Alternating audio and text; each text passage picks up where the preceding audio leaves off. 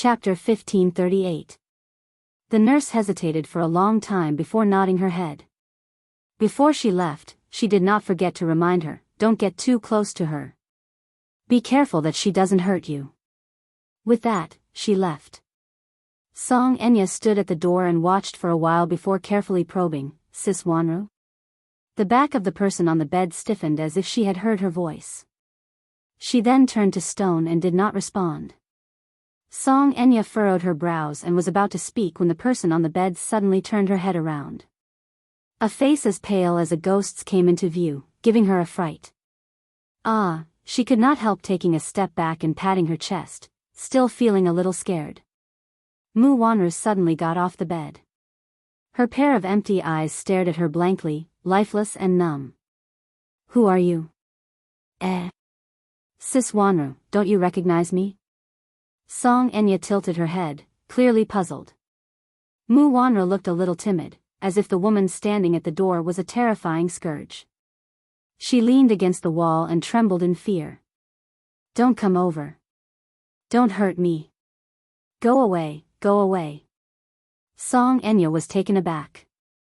She remained expressionless for a long time before the corners of her lips curled up into an arrogant smirk. Don't you recognize me? Ha ha. I'm Enya. As she spoke, she sized her up with disgust. A sinister look appeared in her eyes. Ha ha. Mu Wanru, oh, Mu Wanru, so you have a day like this too? I didn't expect you to end up in such a miserable state. How pitiful. She gloated and mocked her as she sized her up in disdain. Look at you. Take a good look at you now. You're dirty and sloppy. How disgusting. How does it feel to be abandoned? Song Enya paused for a moment before spitting out two words. You deserve it. Because of these two words, Mu Wanru's expression changed. She looked like she understood, but also like she didn't. Her expression was a little strange. Mu Wanru, I've wanted to say this to you for a long time. Song Enya stood at the door and looked down at Mu Wanru condescendingly. It was as if the latter was nothing more than a pitiful ant beneath her feet that she could easily trample to death. Brother Mu is mine. It belongs to me. Brother Mu, Mu Wanru repeated it a few times in her mind. Suddenly, the look in her eyes changed. A monstrous hatred appeared in her eyes. It was twisted and terrifying. She suddenly pounced at the door like a hungry wolf. Both her hands reached out the metal bars and grabbed at her angrily. Song Enya, who was standing very close to the door, was caught off guard and could not dodge in time. 2 bloody scratches were left on her face. She screamed and covered her face as she took a few steps back. She felt a burning pain on her face where she had scratched. When she touched it with her fingers, she felt a sharp pain. B*TCH. What are you doing? Song Enya covered her face and yelled at her. Mu Wanru, on the other hand, seemed to have gone crazy. She kept making muffled sounds as her hands scratched in her direction. She was slurring her words and could not make out what she was saying at all. Song Enya hurriedly took out a hand mirror to check her face. There were 2 bloody scratches on her face from the other's sharp nails. Chapter 1539. Song Enya wiped her hands with a handkerchief and frowned in pain. She then looked at Mu Wanru's long fingernails, which were embedded with a mixture of black and yellow filth, and felt nauseous again. How disgusting. Oh, God. Just how dirty were her hands? When she pounced on her, the gust of wind that came with her was accompanied by a fishy stench. Song Enya looked at the room behind her and saw that it was extremely dirty. There were feces, vomit, and all kinds of urine stains in the room. It was a sight that made one's scalp tingle. Mu Wanru screamed like a madwoman, Yun Shirshir. I'm going to kill you. I'm going to kill you. Song Enya was stunned. Suddenly, a strange and vicious expression appeared on her face. You recognize me? Yun Shirshir. Even if you turn into ashes, I'll still remember you. I won't let you off. You deserve to die. You deserve to die. You killed my child. You're the one who killed my child. Child? What child? Song Enya was stunned. Why did she keep saying that Yun Shusher killed her child? Wasn't Mu Wanru infertile? Could it be, was it her and brother Mu's child? Song Enya's face turned ashen when she thought of this. B*TCH, where did your child come from? Song Enya easily lost her rationality when it came to Muyaja. She became hysterical and questioned Mu Wanru sternly. Say it. Is the child yours and brother Mu's? Say it. Say it. Mu Wanru did not seem to hear her, though. She pounced on the metal door with a strange and sinister expression on her face. It's all your fault. It's all your fault. You're the one who killed my child. It's all your fault. Return my child to me, return my child to me. Song Enya panicked. She rushed forward and slapped Mu Wanru, leaving a deep handprint on her cheek. B*TCH. You haven't answered my question. Say it, where did your child come from? Ha ha ha. My child is gone, it's gone. My child was killed by you. Mu Wanru, however, did not answer her question. She looked extremely depressed as she slid to the ground, her eyes empty and lifeless. The child is gone. The child is gone. Yun Shusher, you deserve to die. You deserve to die. Song was filled with anger. She had lost her rationality, but when she regained her senses, she sneered at herself. She had actually stooped to the level of a lunatic. Where did the child come from? She must have been delusional. She had been delusional, she had been delusively. Song Enya looked at Mu Wanru. While she was angry, she was also secretly pleased. At least, Mu Wanru was crazy. Haha. This was the consequence of going against her. Who told you to fight with me? Song Enya suddenly cursed. Who told you to fight with me for brother Mu? Mu Wanru, this is your retribution. You can't win against me. You and Yun Shusher are the same. Brother Mu is mine, none of you have the right to fight with me. With that, she snorted and turned to leave. After leaving the ward, the nurse hurriedly chased after her. Just as she was about to speak, she was surprised to see the 2 red marks on her face. Chapter 1540. Humph. She's really crazy. She doesn't even recognize me anymore. She just pounced on me and scratched my face. Song Enya's face was sullen and her eyes were fierce. When she turned to look at the nurse, she forced a smile. It's fine, though. After all, she's already crazy. I can't stoop to her level. The nurse exchanged a few pleasantries before begging her again. Please don't tell anyone about what happened today. Otherwise, I'll definitely be fired by the hospital. I beg of you. All right. I got it. Song Enya suddenly asked, oh, right. What's your name? Li Qian. Okay. Song Enya turned around and left. Before she left, she went to the hospital director's office and told him about what had happened today. She mentioned one thing. There's a nurse in your hospital. I asked her to take me to visit a patient. She actually shamelessly asked me for a red packet. How exactly does your hospital train its employees? Even a lowly nurse knows how to be corrupt and accept bribes? The director's face turned white after hearing her words. He immediately made a phone call and confirmed that there was indeed such a thing. Then, he fired the caregiver named Li Qian on the spot. Song Enya smiled smugly and left the hospital. If she was bullied, no one would have an easy time. After resting for a few days, Yun Shusher was notified to join the production team and attend the press conference held by the production team of Lethal Beauty. It was not until all the main creators were present at the press conference that Yun Shusher learned about the full lineup of the production team. The female lead was confirmed to be Lin Ji, while the male lead was Hua Jin, a popular actor in ancient costumes. Lin Ji was a famous actress in ancient costumes, so there was no doubt that she would play the female lead. As for Hua Jin, being the most popular actor in ancient costumes, he was expected to play the male lead. At the press conference, Yun Shishir saw Hua Jin's real face for the first time. Because it was quite a distance away, Yun Shishir could only think of one word from that fleeting glance: charming all living things. He's too seductive. This man was too beautiful. This kind of beauty almost subverted the barriers between genders. Looking from afar, the palm-sized handsome face was as white as jade, with a pair of peach blossom eyes that were as charming as silk, and the corners of his eyes were long and narrow. The perfect lines of his facial features were like a sculpture made by the gods. Every detail was meticulously carved, extremely exquisite and beautiful. Qin Zhou had mentioned him before. This Hua Jin is the most popular young actor in ancient costumes nowadays. His background is not simple. So, you have to be careful. Stay away from him and don't get too close to him.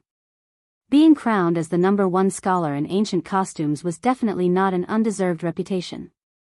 Hua Jin's ancient costume was very charming and exuded the fragrance of ink. His face was like jade, his skin was like cream, his lips were red, and his teeth were white. His bearing was carefree, and he did not have the masculine spirit of an ordinary man.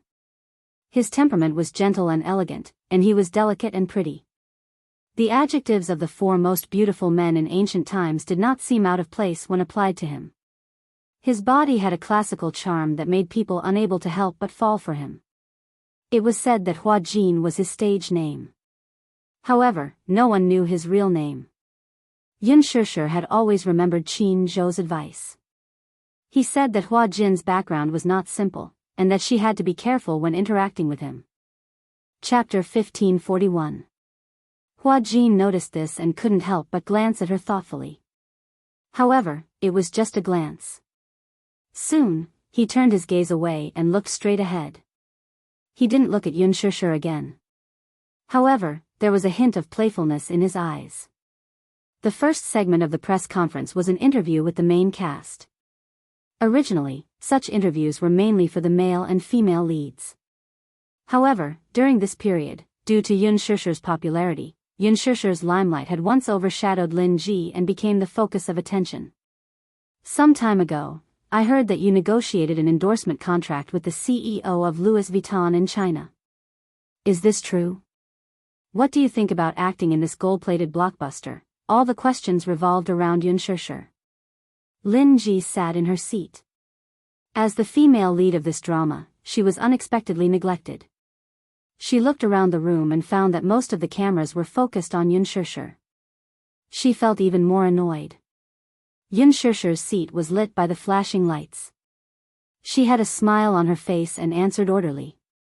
Her responses were quite satisfactory. Some of the questions were too sharp, but she was able to gloss over them with a few words. Not only did she give the media space to write, but she also gave them leeway. Her high EQ was undoubtedly displayed at this moment. Her on-the-spot responses were handled with ease. Qin Zhou wasn't present. He watched the live broadcast on his mobile phone and was quite satisfied with her performance. However, Lin Ji was a little dissatisfied. These reporters really didn't know their priorities. She was the backbone of the production.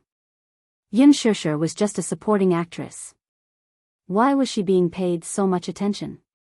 In order to be able to outshine all the other female stars at this press conference, she deliberately dressed up grandly.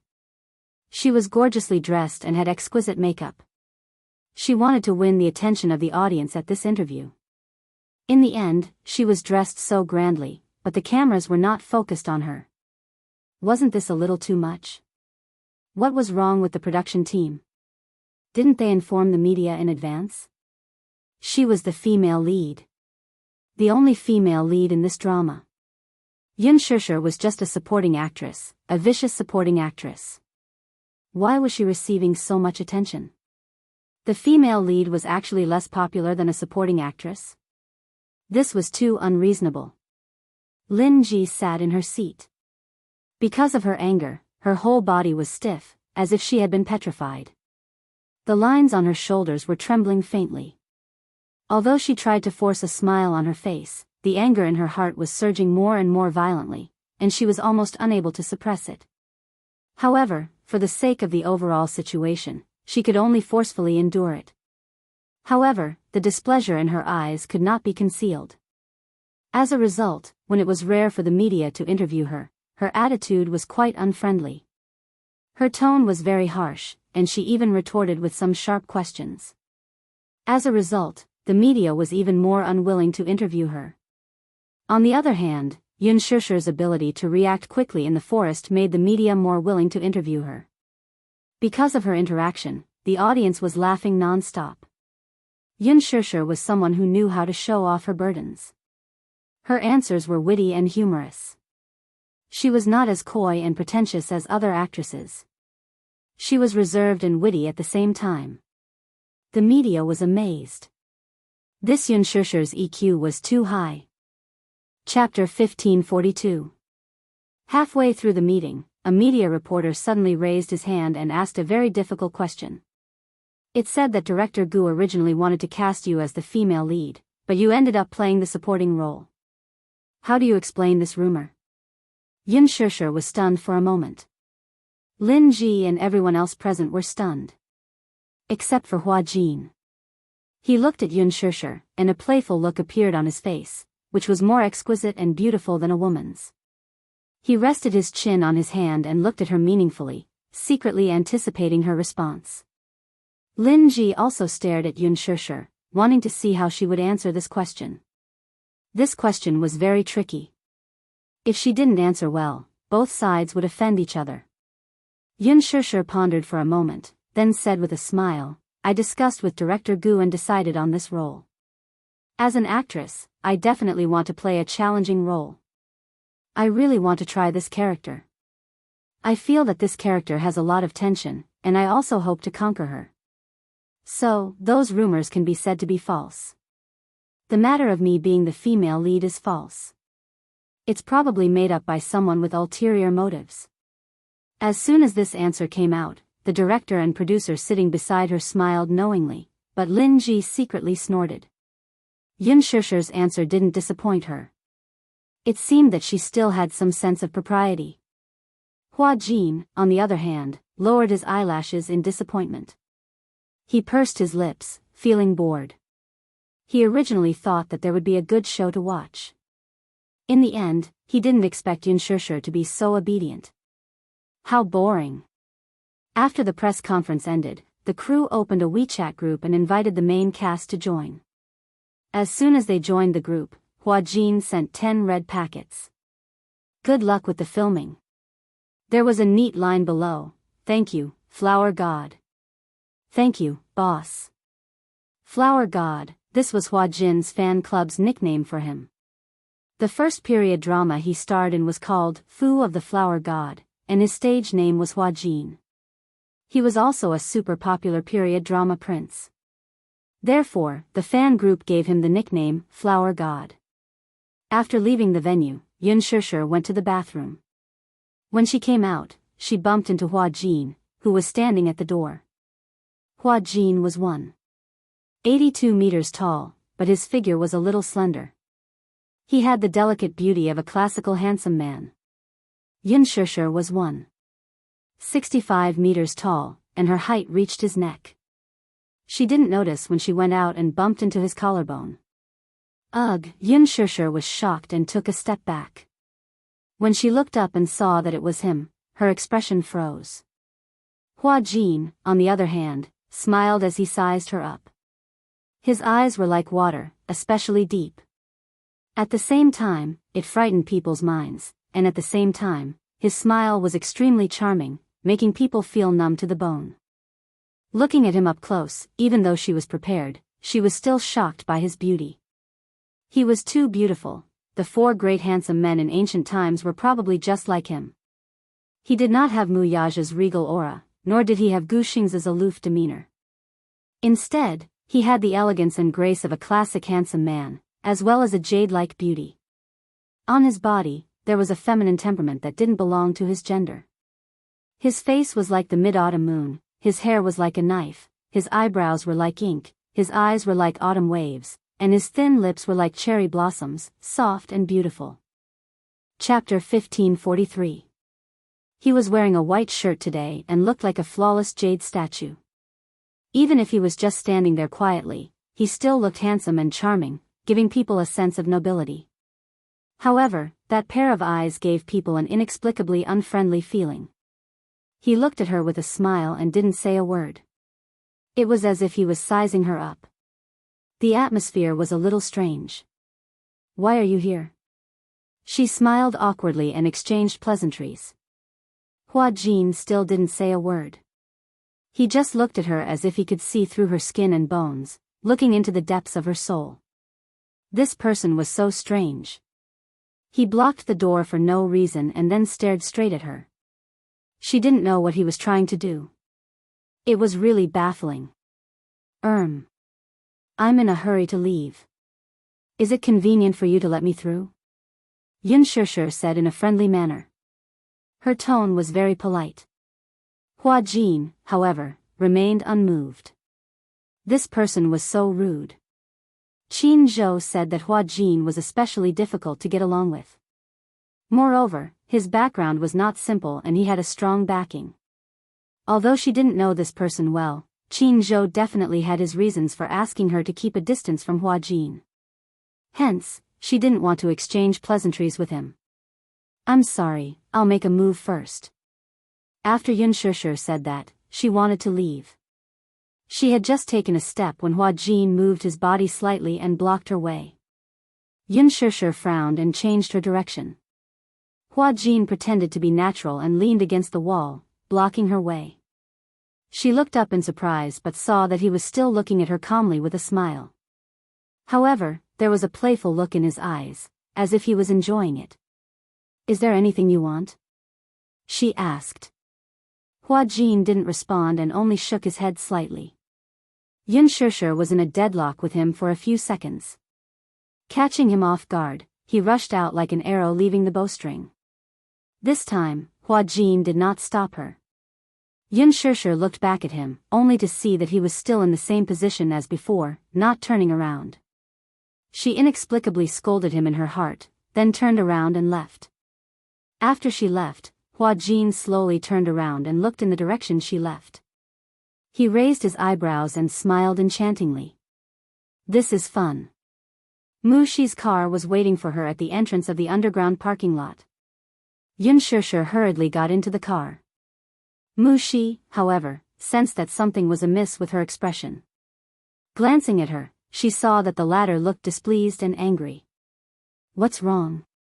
"Shishir?" she asked nervously, "Did someone bully you?" "No." Yun Shishir paused for a moment and then said angrily, "I just met a strange person." "Who is it?" "Hua Jin." When Yun Shishir said this name, a subtle expression appeared on Mu Shi's face. It was indescribable and gave people a strange feeling. It gave people the feeling that Mu Shi was in awe of him and also had a complicated admiration for him. "Hua Jin. What did he do to you?" "Nothing." Yun Shishir couldn't be bothered to say. "It's not a big deal. Let's not talk about unpleasant things. Don't be angry." Hua Jin is indeed not easy to get along with. Mu Shi comforted her. "He's not easy to get along with?" Yes, his personality is very strange." "Why do you and Qin Zhou say that?" Chapter 1544. "That's because he's very arrogant and unpredictable. He does everything according to his temperament. He's also known for his vicious tongue, even more so than Qin Zhou's." In that case, Yun Shishir raised a brow. With his personality, he'll be at a disadvantage in showbiz. Disadvantage? That's for others. Hua Jin won't. What do you mean? She explained, that's because he has a strong backing. How strong? In any case, he has a very strong backer, but we can't say who that backer is. She drove the car out of the car park. After paying the fare, she added, "Qin Zhou wants you to keep a distance from him. He's probably afraid that you'll be banned if you get too close to him." What do you mean? That backer of his isn't someone to be trifled with. If you must describe it. Sure, have you seen the ancient poetry queen's male pet? male pet? Yun Shishir furrowed her brows as realization dawned on her. She continued. Hua Jin is that man who's favored by the queen. He actually doesn't come from a good background, but with that backer backing him, no one dares to offend him. Those female stars who were involved in scandals with him in the past were all banned and disappeared without a trace. He was probably suppressed by the sugar daddy behind him. That's why Qin Zhou told you not to get too close to him, lest you get targeted. Yun Shishir, there was such a thing. Actually, many popular artistes have backers behind them. Some of them are obvious at a glance, while others you can't figure out, so you'll have to stay away from them. Generally speaking, the more mysterious the backer's identity is, the more complicated his background is. Most of them have connections with the government. The identity of Hua Jin's backer has always been a mystery. That's why. Qin Zhou's advice has its reasons. It was no wonder that Lin Ji, who loved to ride on people's coattails, would take a detour when she saw Hua Jin. Yun Shishir, however, shuddered. Don't think too much. Once you're in the production team, you just have to be careful. Mu Shi comforted her with a smile. Yun Shishir nodded. When Hua Jin left the venue, a luxurious convertible sports car was parked in the parking lot, waiting quietly. He walked to the car door and knocked on the window. The window slowly lowered, revealing the face of a woman with exquisite makeup. Are there any reporters behind you? Hua Jin shook his head and smiled. No. Get in. Hua Jin opened the door and got into the car. Before he could fasten his seatbelt, the woman's figure stuck to him like a seductive snake spirit. She gently sucked on the corner of his lips and licked it with the tip of her tongue. Jin, I haven't seen you for a few days. Did you miss me? Yes. I miss you too. The woman led his hand to her beautiful place. Hua Jin took the initiative to pull her into his arms and kiss her lips. After a passionate kiss, the woman leaned against his chest, panting, and asked in a low voice, Do you have a job tonight? Nope. Accompany me, okay? Hua Jin, aren't you going home tonight? No. I quarreled with my dad. The woman was a little angry. He wants me to cut ties with you. How can I do that? Jin, I want to be with you for the rest of my life and never be separated. Hua Jin hugged her but did not say a word. Chapter 1545. How is that possible? Hua Jin raised his eyebrows and smiled faintly. Xiaoya, you are the most important person in my heart. No one can replace you. The woman's eyes suddenly became hot. She hugged him excitedly and gave him a deep French kiss. In the hotel, on the king-sized bed, spring was enchanting. At the bedside, two hands were entwined with their fingers interlocked. Amidst the panting sounds, a woman's satisfied moans could be heard. The bed sheets were crumpled into a ball and were extremely messy. After making love, the sound of running water could be heard from the shower. Hua Jin sat at the head of the bed, holding a cigarette. Half of it was playing with it, and the other half was inhaling steadily. His eyes were staring blankly ahead. On his extremely beautiful face, there was laziness and carelessness after making love. Under his wet and messy hair, a pair of peach blossom eyes were slightly misty. In the lingering smoke, they gradually deepened. In the ashtray at the head of the bed, a few cigarette butts were stubbed out. The white bedding covered his naked body. He suddenly opened it and turned over to get out of bed. He put on a bathrobe and walked to the window. He slightly lifted a corner of the curtain and looked down at the night view of the city. In his mind, Yun Shishir's sullen face suddenly flashed. Hua Jin felt that it was extremely interesting. He couldn't help but smile. This girl, inexplicably, felt very interesting. Suddenly, a woman's warm body pressed against his back. Who are you thinking about? Hua Jin retracted his thoughts and looked back slightly. The woman hugged him from behind with a coquettish expression. I'm thinking about you. The woman's face was slightly shy. Why are you so slow? Jin. The woman's red lips moved and escaped. I saw your press conference today. Oh. His tone suddenly became cold. He said disapprovingly, "What's so good about the press conference?" When the woman mentioned the press conference, an inexplicable anxiety suddenly appeared on her face. "I saw that when the camera turned to you, you were staring at that woman, right?" Hua Jin asked knowingly, "Which woman?" "That's the one in white. She's called sure something. I don't even remember her name." Hua Jin remained silent, not saying a word. The woman felt a little wronged by his perfunctory attitude. She hugged him tightly and asked unhappily, "Between her and me, who's prettier?" "I've never seen you stare at me so affectionately."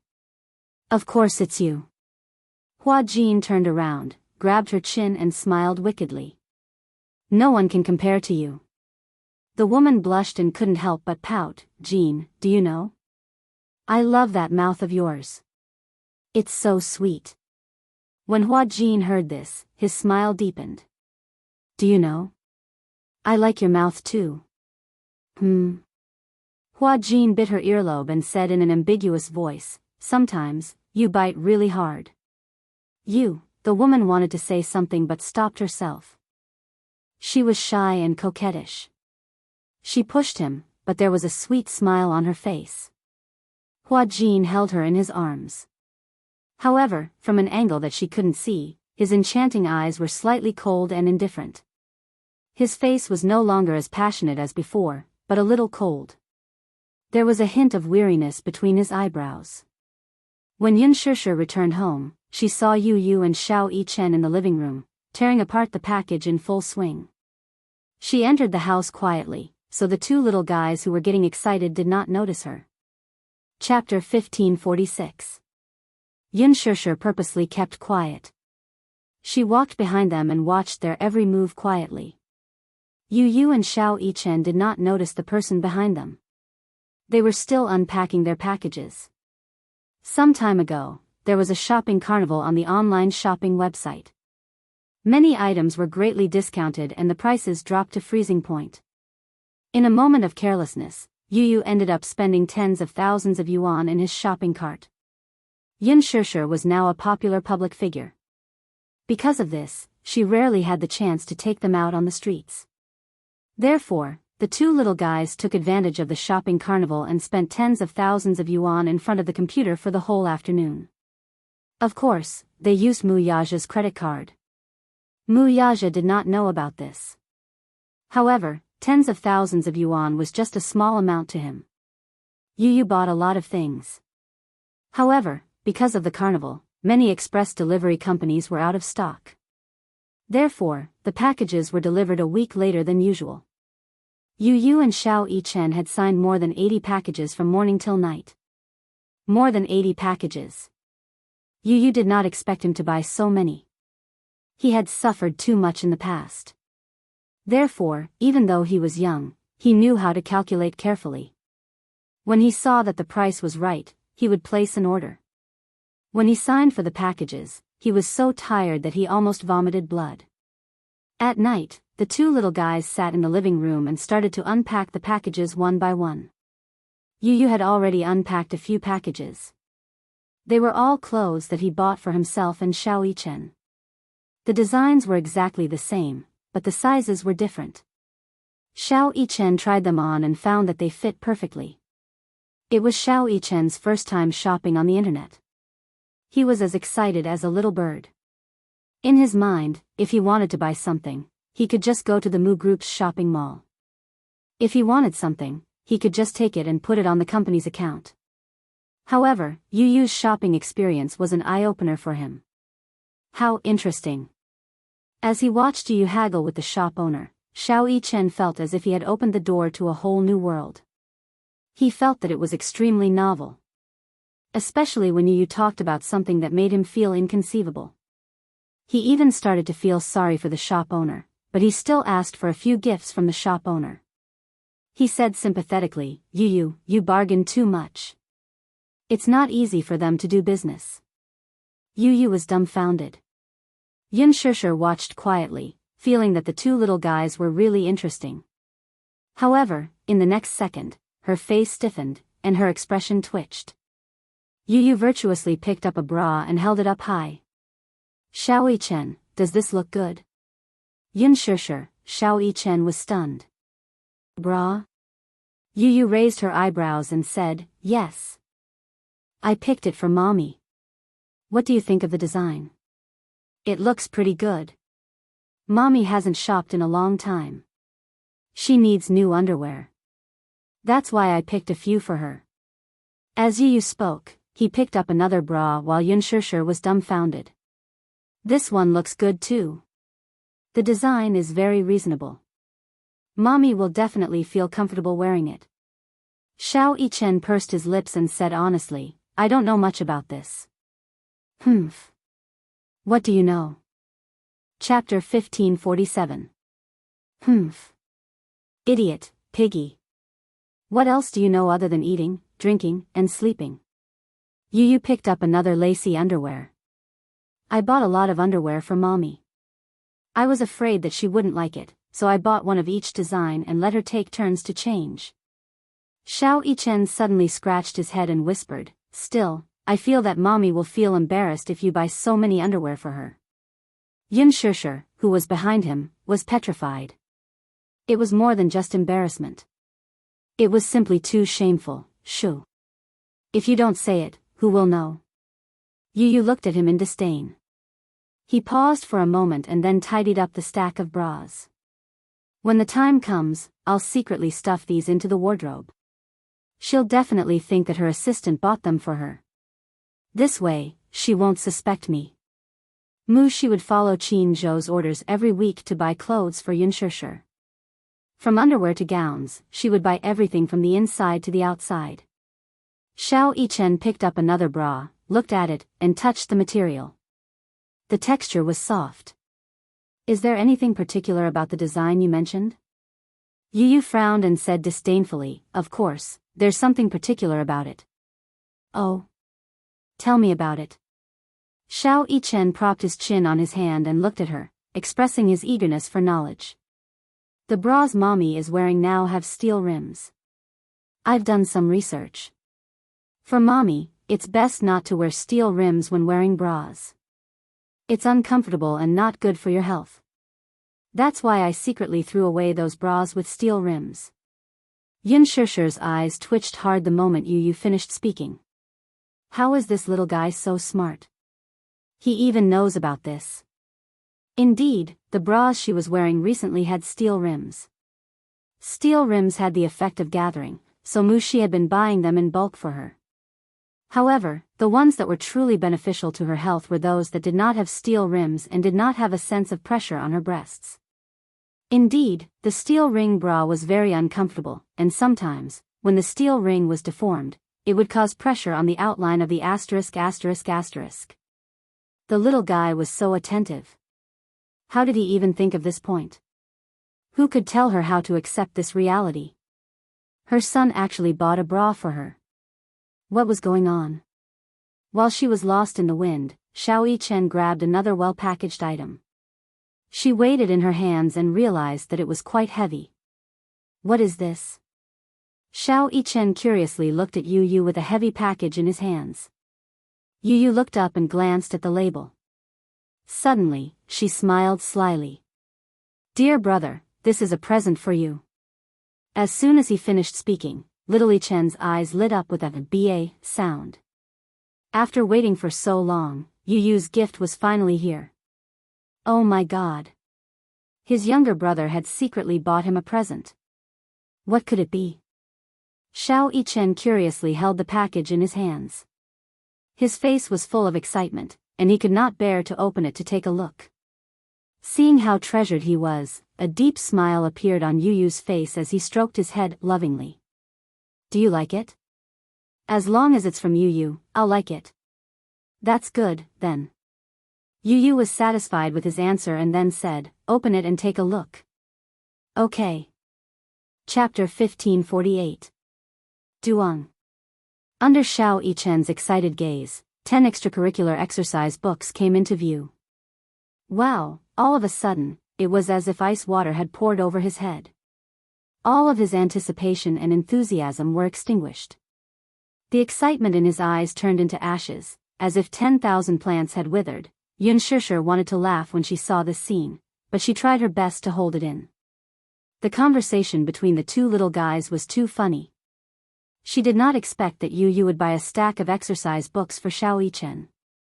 When she saw Xiao Yichen's disheartened face, she covered her mouth and tried her best not to laugh. Xiao Yichen was still immersed in the heavy blow. "What's this?" "This is my gift to you." Yu patted his shoulder considerately. "You're going to primary school now. You must study hard and improve every day." These words extinguished all the excitement in his heart. "That's not fair," Xiao Yichen pouted and complained. "You gave mommy such a thoughtful gift, but why did you give me this?" Extracurricular exercise books, to him, they were like a nightmare. "Then what did you buy for daddy?" "Yes." Yu began to rummage through the pile of parcels. A few minutes later, Yun Shishir and Xiao Yichen were both stunned. Yu opened the parcels and there was a pile of condoms in it. Yun Shishir was speechless. Xiao Yichen was speechless. Yun Shishir tried her best to control the raging emotions in her body. She clutched her chest as if she had suffered a heavy blow. Okamoto. Dulé. So shameful. Ah. What? What are these? This guy, this was an eye-opener for her. Xiao Yichen did not understand what these items were. Yu said as he organized the parcels, "Idiot, these are to protect mommy." "Protect mommy?" "Aya, you won't understand even if I tell you." Yu was too lazy to talk to him. Why was this little fellow so curious? He asked this and asked that. He didn't have the patience to answer them one by one. However, Xiao Yichen refused to budge. Yu, tell me. You know the most. Yu said, "You wouldn't understand even if I told you. It's not suitable for children." "Humph. What do you mean by not suitable for children?" "I'm your brother. If you can understand it, why can't I?" Yu said, "Do you know where you and I came from?" "Not really." Yu mysteriously picked up a box and explained, "With this, mommy won't have a baby." Before Yun Shishir could react, Xiao Yichen, who was obsessed with his sister, was the first to stand up and strongly object. "No." Yu blinked blankly. Clearly, he did not understand why Xiao Yichen was so agitated. "Why are you so agitated?" Xiao Yichen muttered, "I want to have a sister." "With this, I won't have a sister." "Idiot." Yu also stood up agitatedly. "Do you know how painful it is to give birth to a baby? Don't tell me you want to watch mommy get tortured. Anyway, we're enough for mommy." He said this out of consideration for Yun Shishir. However, little Yichen was still so young. He did not know much about the matters between men and women. How could he understand the pain of a woman giving birth to a baby after 10 months of pregnancy? Chapter 1549. I don't care. I just want a younger sister. Yu was speechless. He snorted and said, "I don't care what you say. I won't watch mommy suffer." A long time ago, he had seen a video about a woman who was pregnant for 10 months and went into the operating room to give birth. He was still young when he watched the video, but he was deeply frightened by the shocking reality of the scene. So, mommy went through such terrible torture when she gave birth to him? Some pregnant women even went through the gates of hell after giving birth to their babies. Yu still had lingering fears after watching the video for a long time. His heart ached, he was sad, and he felt even more guilty towards mommy. Hence, from then on, Yu was even more considerate towards Yun Shishir. He even loved her from the bottom of his heart. Because mommy gave birth to him at the cost of her youth and pain. He had to dote on her even more. Xiao Yichen did not understand. He looked at Yu in disdain and suddenly said meaningfully, "Humph. I got it." "What do you mean?" "You're obviously worried that mommy will take away your love after giving birth to a younger sister. I'm just worried that you'll have a younger sister to compete with you for love." Xiao Yichen suggested a conspiracy theory. Yu's eyes twitched. "Compete for love?" Isn't that so? Don't think that I don't know your good intentions. Xiao Yichen said a rare phrase. Then, he had an expression that said, I've already seen through you. Yu Yu was speechless. He thought to himself, what nonsense is this guy saying again? Xiao Yichen suddenly took out a few sewing needles from the side. These were the same sewing needles that Yu Yu had used to sew the curtains. He picked up the needles and was about to poke the packaging of the condoms. Ah! Yu Yu was shocked when he saw this. He quickly snatched the sewing needles from his hand. What are you doing? I'm poking holes. Then, I'll have a little sister. Xiao Yichen cupped his face with both hands and said longingly. Yu Yu was infuriated. He clenched his fists and waved them around. Then, he threatened Xiao Yichen, little brat, if you continue to cause trouble, I will beat you up. Xiao Yichen snorted indignantly. Then, as if he had seen something behind Yu Yu, his eyes widened in horror. He was so scared that his shoulders began to tremble. What happened? Yu Yu said in surprise. All he did was threaten him, and he was scared to this extent? When did Mu Yichen become so timid? Mom. Mom, Xiao Yichen trembled as he spat out a few broken characters. The boy could not help but follow his line of sight and look behind him. Then, he saw Yun Shishir standing behind him. Her face was ashen. Yu Yu, a sinister voice could be heard. It was obvious that a certain woman was very angry at this moment. Mom. Mommy, Yu Yu swallowed with much difficulty and called out to her. Yun Shishir snorted coldly and frowned. Yu Yu and Xiao Yichen hugged each other in fear for warmth. Their teeth were chattering. Before they could dodge, Yun Shishir reached out and pinched each of them by their ears. Wah wah wah, bang. Chapter 1550. Tell me, who bought all these? She pointed at the pile of packages on the floor. Among them, the white Okamoto suit was the most eye-catching. The moment Yun Shishir pointed at the box of suits, Yu Yu's face flushed red. He pursed his lips awkwardly. Little Yichen, on the other hand, discreetly pointed his finger at Yu Yu, reminding his mother of the person who had bought these things. In any case, he wanted to shirk all responsibility. He tried his best to widen his eyes. Blinking pitifully, he looked at Yun Shishir innocently. His pure and clear eyes seemed to be telling her, Mommy, I'm really innocent. I didn't buy all these things, I didn't buy them. Yun Tianyu caught a glimpse of Xiao Yichen's finger secretly pointing at him. It was obvious that the latter was betraying him. He shot him a cold glance as if giving him a silent warning. Rather than calling it a warning, it was more appropriate to call it a threat. Sensing the coercion in his younger brother's eyes, little Yichen bit his pink lips. His outstretched little finger could not help but succumb to his tyrannical power. Feeling wronged, he curled it up and pitifully retracted it back into his sleeve. Yun Shishir took note of this little action. Although she was angry on the surface, she did not know whether to laugh or cry inside. These two little fellows, every time she was angry, they always had the ability to make her lose her temper easily. Yu Yu actually knew how to threaten her older brother. This was not simple. Yu Yu, Yun Shishir angrily asked, what did you buy all these things for? Daily necessities. Yu Yu's face was obviously trying to curry favor with her. Mommy, I bought you a space capsule. You work so hard, but you can sit in it and have a massage when you come back. It's very comfortable. How much does the space capsule cost? Yu Yu answered honestly, $30,000. He had bought the most luxurious space capsule, and the massage effect was very obvious.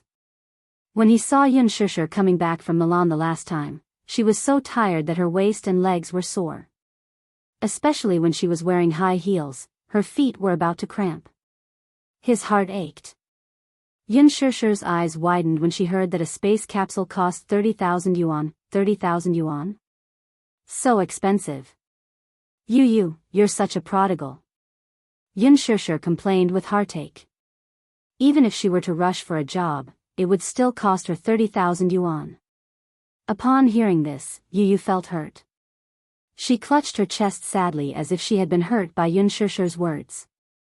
Mommy, how could you say that Yu is a prodigal? How was he squandering? To him, 30,000 yuan was not even worth mentioning. So sad. Mommy actually called him a wastrel? Yu pretended to wipe her tears sadly. When Yun Shishir saw this, the corners of her mouth twitched violently. She felt that she was the one at fault. Actually, she did not feel bad about the 30,000 yuan. It was just that she felt that it was not good for Yu to be so extravagant at such a young age.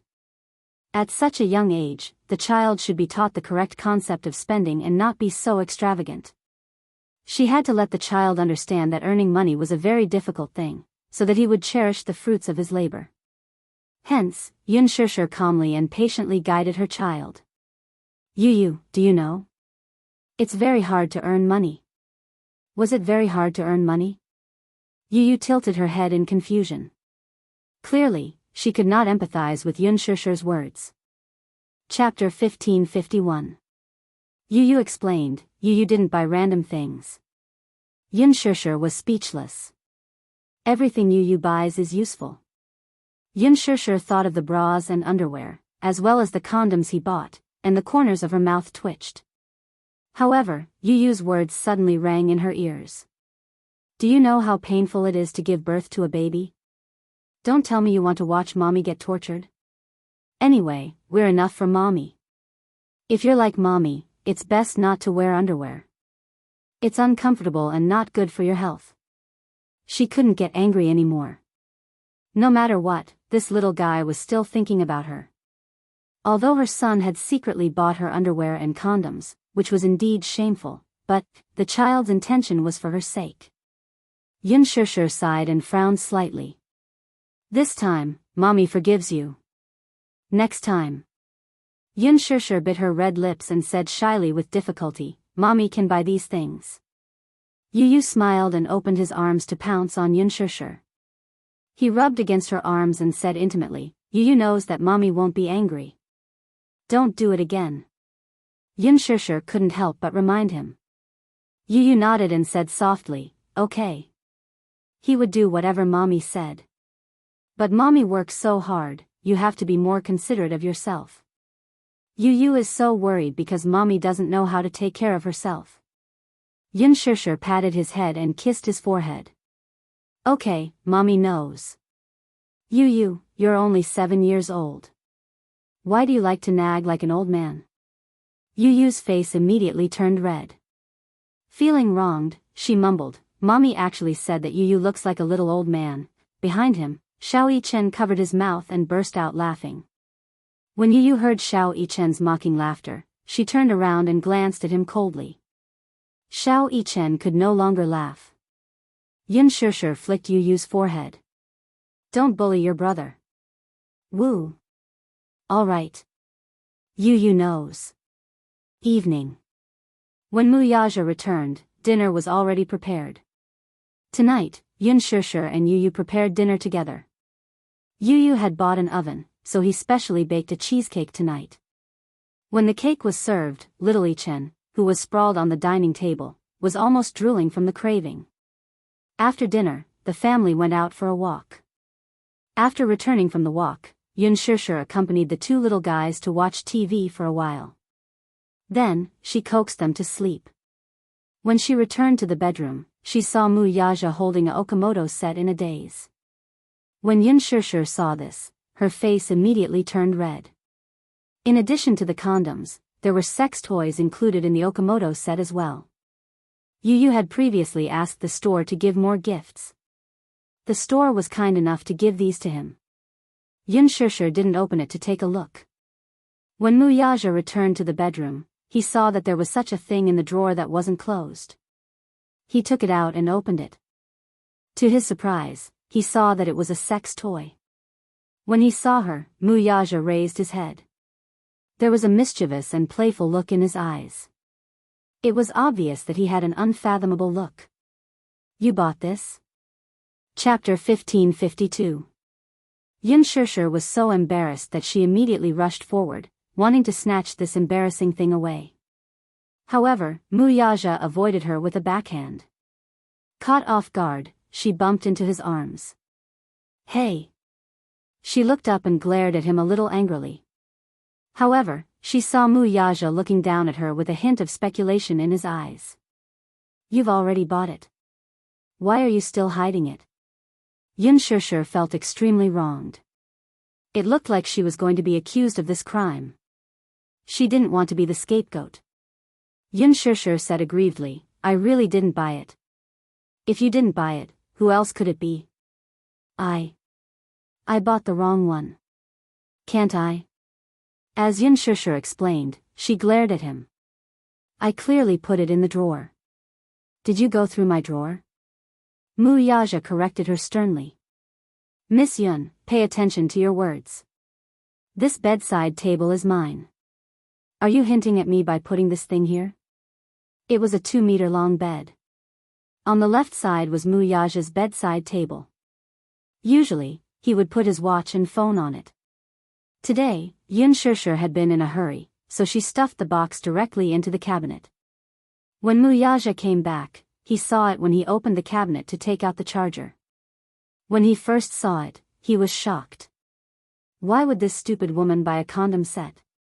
However, when he opened it, he was even more stunned.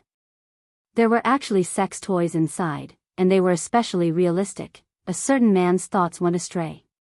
He looked askance at her with a devilishly charming smile.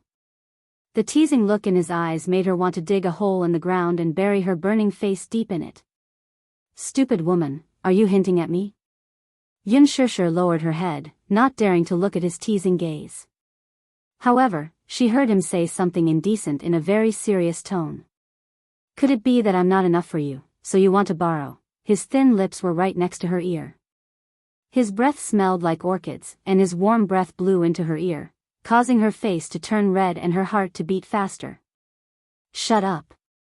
Yun Shishir flew into a rage out of humiliation. "Hey! Can you be a little more serious? Isn't this serious enough?"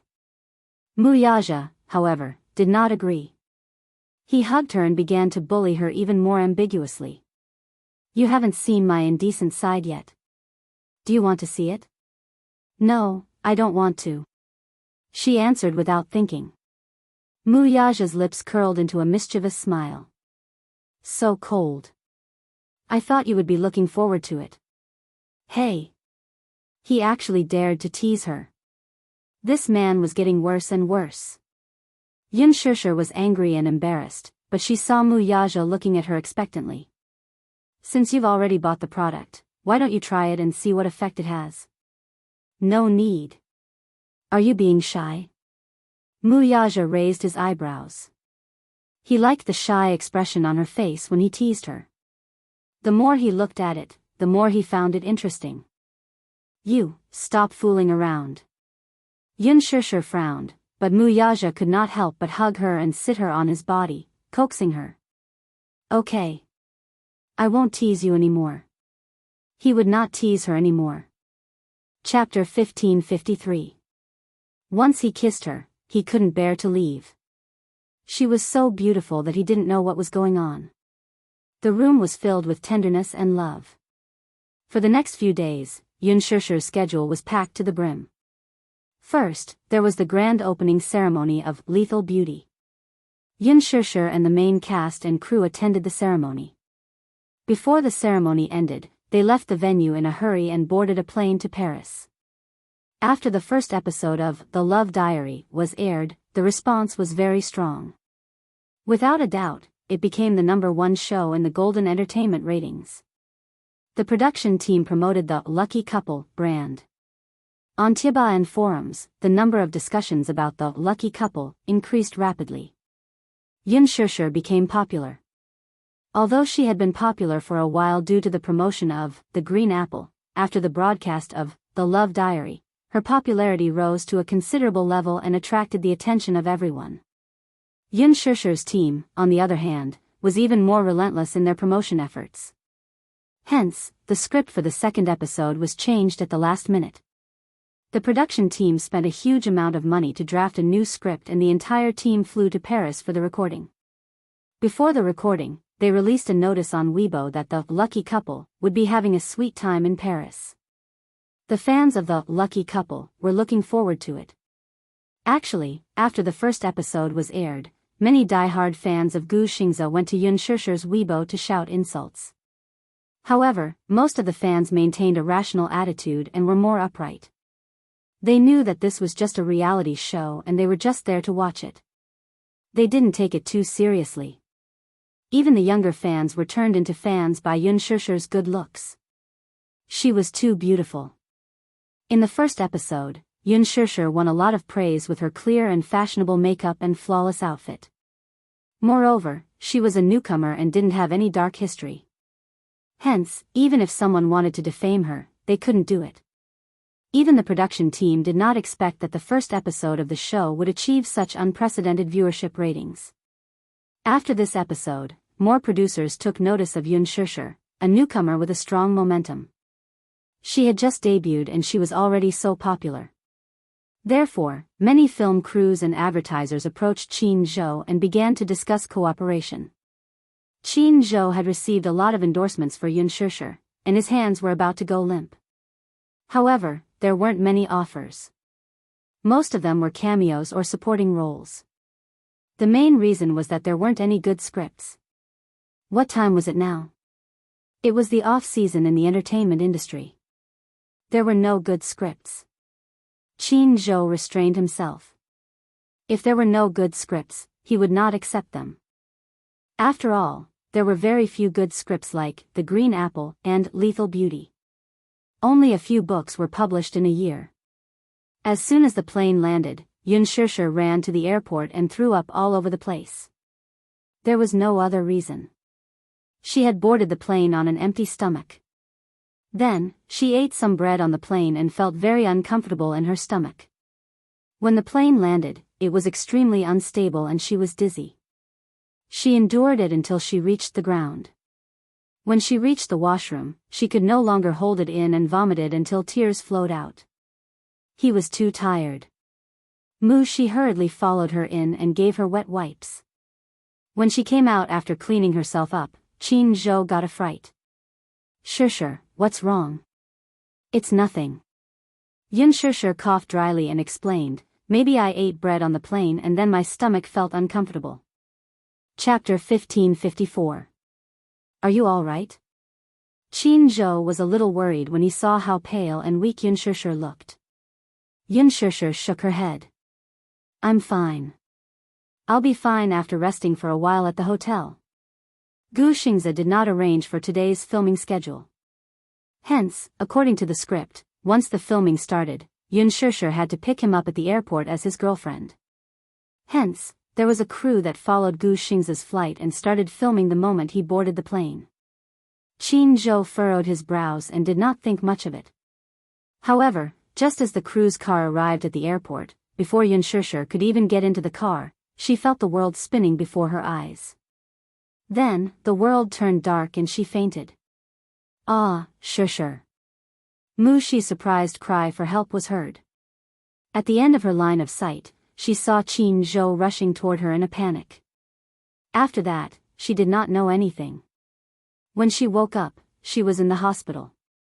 When she opened her eyes, she saw the snow-white ceiling. She could hear a foreign doctor talking to Qin Zhou. She had learned French before, so she could understand some of it. When she suddenly heard the word food poisoning, she frowned slightly. Her thoughts were in a mess, but she felt that something was amiss. Food poisoning? How did I get food poisoning? The doctor left after giving her some instructions. Qin Zhou told his assistant to take good care of her and left in a hurry. Yun Shishir asked about it. Shi, what happened? Did the doctor say what the cause was? Why did she faint for no reason? Shi furrowed her brows and answered, Qin Zhou said that the diagnosis is that you have food poisoning. In addition, you were too tired, so you fainted temporarily. Yun Shishir was stunned for a moment. Food poisoning? How could that be? Other than a piece of bread, she only drank a bottle of drink on the plane. All of a sudden, Yun Shishir frowned. She vaguely remembered that the drink tasted strange. She took a sip and felt that the taste was a little strange. However, she was really too thirsty and only drank a few mouthfuls before putting it down. During the entire flight, her stomach was very uncomfortable, and she repeatedly went to the bathroom several times. Could it be because of the drink? Her assistant asked indignantly, Sure, do you remember what you drank on the plane? Qin Zhou suspects that someone is trying to harm you. I only had a piece of bread and a drink. The bread is fine, but the drink tastes weird. Perhaps ordinary people wouldn't be able to detect that strange smell. However, her sense of taste was especially sensitive, so she immediately tasted something strange. Yun Shishir told her assistant the truth. Mu Shi took it seriously when she heard that. Where is Qin Zhou? He went to look into it. Sure, wait a moment, I'll mention this to President Qin. With that, she walked to the balcony with her phone and gave her manager a call to explain the situation. There's such a thing? When Qin Zhou heard this, he suddenly cursed and then angrily hung up the phone. After Yun Shishir was done with the 4-drip, Mu Shi accompanied her to the hotel she was staying at. As the situation was not very serious, she was discharged after taking some nutrient fluids and medicine. The next day, early in the morning, Qin Zhou knocked on the door of her room. Yun Shishir was already done washing up. When she opened the door, Qin Zhou stormed in with an assistant in tow. Chapter 1555. Yun Shishir recognized this assistant at a glance. It was the person who had bought her bread and drinks yesterday.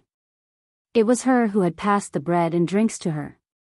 As she was Qin Zhou's personal assistant, Yun Shishir naturally trusted her and accepted it politely without any suspicion. When Mu Shi told Qin Zhou about this situation yesterday, he immediately thought of this person. At first, he interrogated her and she refused to admit it. Later, he used some tricks and she finally admitted it in tears. It turned out that this little assistant was Gu Xingzi's diehard fan. The reason why she chose to become an artist's assistant and managed to get close to Qin Zhou was that she hoped to be able to get close to her idol. In the end, not long after she became his assistant, Qin Zhou terminated his contract with Gu Xingzi. After that, Qin Zhou started to take care of Yun Shishir. She was narrow-minded and suspected that Yun Shishir must have chased Gu Xingzi away because she wanted to be promoted. As Qin Zhou's assistant, she could only watch as Gu Xingzi and Yun Shishir got so close. When she saw Gu Xingzi's admiration for Yun Shishir in The Love Diary, she could not take it anymore. For a moment, she even resorted to underhanded means to teach Yun Shishir a lesson. Fortunately, she was timid and only did something to Yun Shishir's drinks, so the matter did not get too serious. However, Qin Zhou still felt a chill run down his spine. He thought of how a disaster had happened to the people around him. This matter was not considered serious, but if this person was more ruthless and directly poisoned Shishir, at the thought of this, Qin Zhou was filled with hatred. He called for someone to teach this assistant a lesson and teach her a lesson. To be able to get to this point, Qin Zhou was naturally capable. With just a few tricks, he managed to tame this assistant. Just as this assistant entered Yun Shishir's room, she knelt in front of her in tears and kowtowed repeatedly. I'm sorry. I'm sorry. I shouldn't have hurt you. It's my fault, I'm heartless, Shishir. I'm sorry. Yun Shishir immediately realized what was going on. Did you do it? The man nodded with difficulty. His eyes were red and swollen, but he didn't dare to look at her. Yun Shishir's lips twitched coldly, but she didn't say anything in the end. Qin Zhou said to her, later. When we return to the country, I'll send her to the police station. No need. You forgave her just like that? However, Qin Zhou was somewhat disapproving. We can't let her off so easily. At most, we'll let her have a taste of what it's like to be poisoned. Yun Shishir replied blandly. An eye for an eye, a tooth for a tooth. Hearing this, Qin Zhou smiled knowingly. Then, he said to his assistant, who didn't dare to raise her head, Did you hear that? There's still some leftover drinks from you and Shishir yesterday. Finish them yourself. Ah. The assistant's eyes widened. Oh my God. The drinks that Yun Shishir finished yesterday were still in her bag. More than half of the bottle was untouched. Yun Shishir was about to collapse from vomiting after drinking a few mouthfuls. Then, after she finished half of the bottle, wouldn't she have diarrhea and vomit? She would be tortured to death. Half of her life would be gone.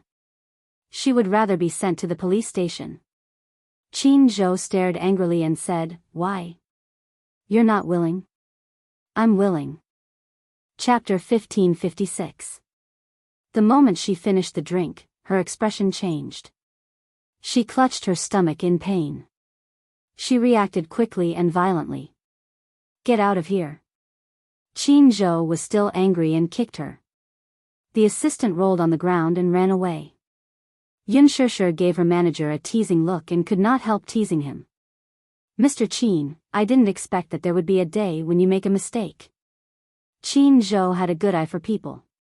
He did not expect that there would be such a troublemaker around him. Qin Zhou coughed awkwardly and quickly changed the topic. "Have you gotten over the jet lag?" "Barely." Yun Shishir thought that jet lag was not that easy to get over. "Are you still feeling unwell?" Yun Shishir raised her eyebrows. "Of course. How can I recover so quickly? I didn't expect this to happen. I didn't discipline her well." "I'm sorry." Qin Zhou said guiltily. Yun Shishir said helplessly, "It's okay. This is not what you want. Have a good rest. We'll have to prepare for the makeup later. The program will be recorded in the afternoon. Can you take it? If you can't, I'll contact the program team and ask them to postpone the recording." Yun Shishir shook her head. "It's okay. It's not that serious." "That's good." Qin Zhou nodded. Only then was he relieved. Gu Xingze had experienced something similar in the past. An anti-fan handed him a drink with superglue backstage. Out of his unconditional trust in his fans, Gu Xingze unscrewed the cap and took a sip. He fainted on the spot. On the way to the hospital, he regained consciousness and vomited blood several times. Qin Zhou was completely frightened. He did not know what was in the drink and thought that it was highly toxic. When he was sent to the hospital, it was diagnosed that the superglue in the drink had damaged the mucous membranes of his throat and esophagus. He was fine after a gastric lavage. However, his work had affected him greatly. He rested for more than 2 months before he recovered. Because of this incident, it caused a huge sensation. The funny thing was that the anti-fan was still underage. Under the pressure of public opinion, Gu Xingze even pleaded for the student to be forgiven by the law. After all, he was a public figure. He had to show generosity and love. At that time, Qin Zhou was so angry. If not for the fact that the anti-fan was underage, he would not have been able to hold himself back. He would have used some means to punish this crazy anti-fan. The doctor said that if he had been sent to the hospital a little later, the consequences would have been even more serious. Because of this incident, Gu Xingze had serious repercussions. His stomach problem was very serious, and he couldn't do without gastric medicine. This incident left a deep shadow in Qin Zhou's heart. He had once blamed himself deeply for this. Even though he was a public figure and had to endure this kind of negative damage, he still felt guilty for not being able to protect his artist. Gu Xingze comforted him, saying that he had nothing to do with it. He was the one who had let his guard down and drank the drink handed to him by a stranger. However, Qin Zhou still couldn't let go of this matter. He was still brooding about it. Therefore, Yun Shishir's incident this time made him even more alarmed. It seemed that he needed to reorganize the people in his team. Otherwise, this kind of incident would happen again. He could not stand by and watch his woman get hurt a second time. The program team sent a message to Yun Shishir to get ready for her makeup. Chapter 1557. The stylist started to work on Yun Shishir's makeup for today's date. Because it was recorded in Paris, it had a romantic theme. In the first episode, Yun Shishir's stylish makeup caused a heated discussion on Weibo. Her flawless good looks made countless people become her fans. Yun Shishir's team spent a lot of money to hire a top styling team. Therefore, during this period of time, whether it was attending press conferences or opening ceremonies, Yun Shishir's stylish clothes always became a beautiful scene. For a time, she was in the limelight. Yun Shishir's facial features were very sculptural. Her facial features were deep and her eyes were exquisite. Together with her makeup, she was flawless. Her skin was very good. Therefore, she could do the makeup that many Asian actresses could not do. This time, for Louis Vuitton's endorsement blockbuster, Yun Shishir tried on a European retro look. Her deep-set eyes, seductive eyeliner, seductive gaze, and bright red lips were especially stunning. It caused an uproar in the fashion industry. Even Yun Shishir was stunned. Oh my God. It turned out that makeup could really change a woman's temperament. She always thought that she could not do such a thing. In the end, when the video was released, Qin Zhou, who had always been sharp-tongued, did not say anything. It was too beautiful. Her fashion sense was too strong. Qin Zhou could not help but think that he should start to make a bold and decisive move for her in the fashion industry.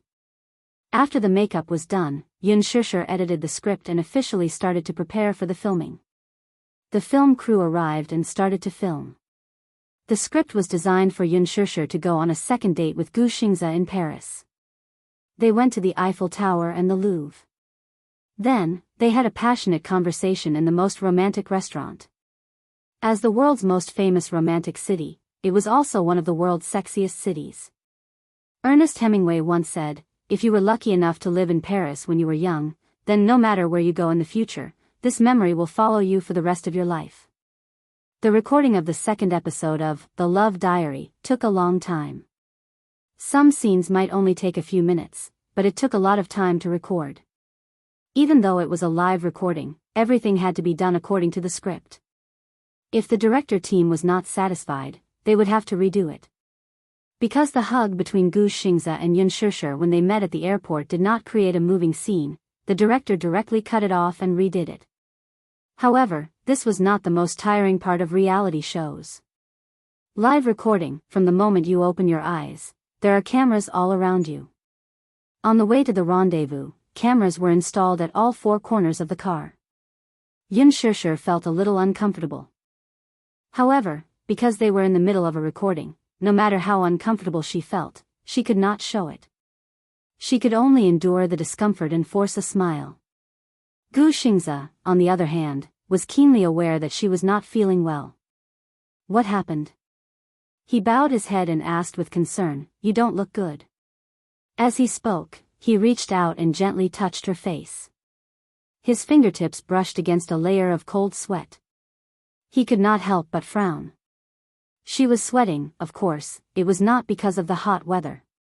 It was so cold outside the window. Cold sweat could only be because she was not feeling well. She was not feeling well? Chapter 1558. Therefore, her posture was a little stiff when they hugged. The director was not satisfied, so he asked for a retake. Gu Xingze actually said lines that were not in the script in front of the camera. Yun Shishir's brain suddenly stopped working.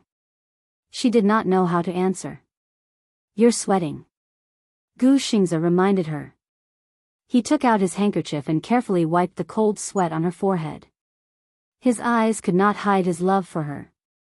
Yun Shishir looked up and caught a flash of heartache in his eyes. She could tell that he was not acting. He really cared about her. Yun Shishir's heart skipped a beat. Her shoulders shrunk a little, and it was clear that she was a little conflicted. Gu Xingze's expression froze. Her movements were very small.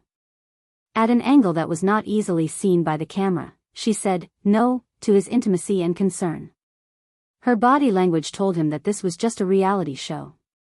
She was acting. Her subtext was telling him not to get too involved in the show. She would take it seriously. Gu Xingze felt a sharp pain in his heart. However, he saw her smile slightly and said slowly, "I just arrived in Paris not long ago. I'm still jet-lagged. Because of today's date. I was a little nervous last night. I didn't have a good rest." This was the content of the script. There was not a single extra word. Gu Xing's eyes dimmed.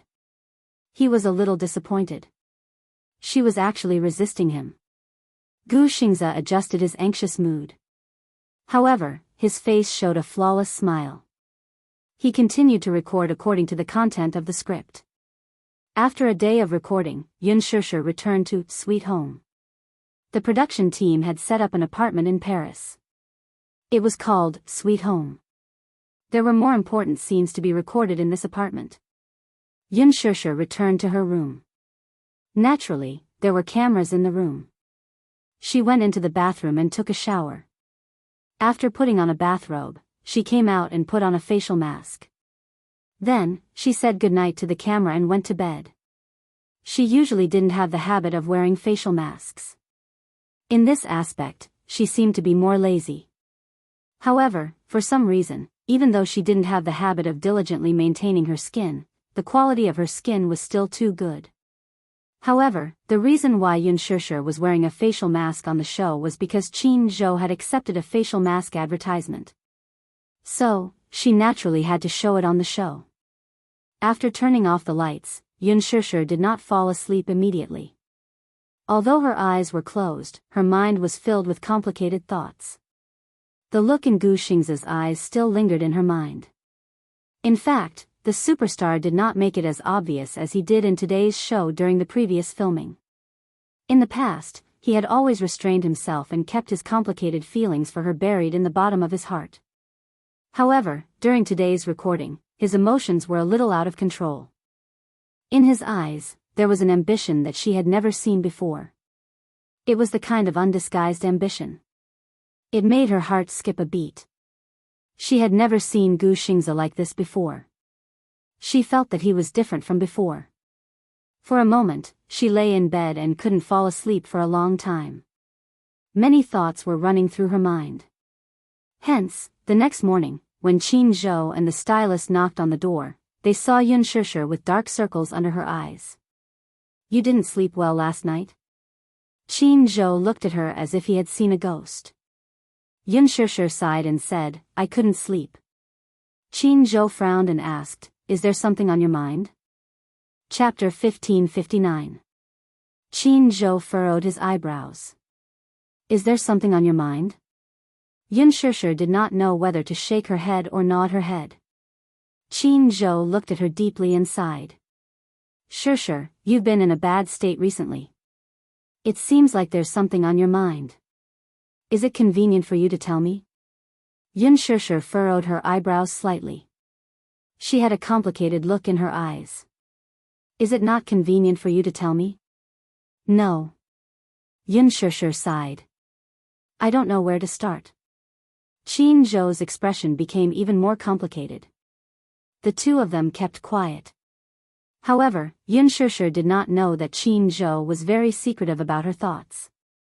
She must have felt troubled.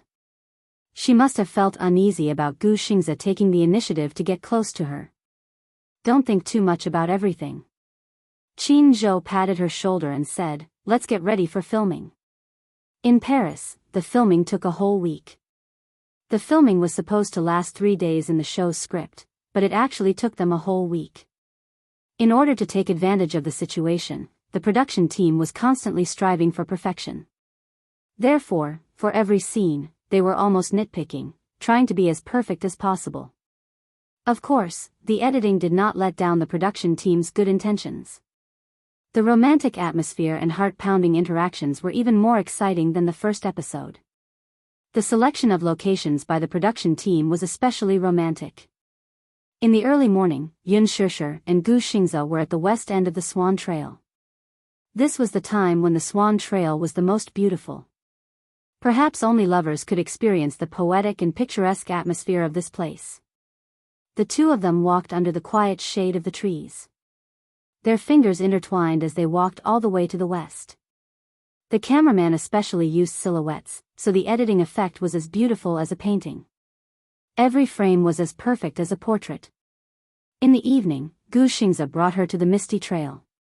Just the name, Misty Trail, gave people a mysterious and romantic feeling. The production team did not know about this scenic spot.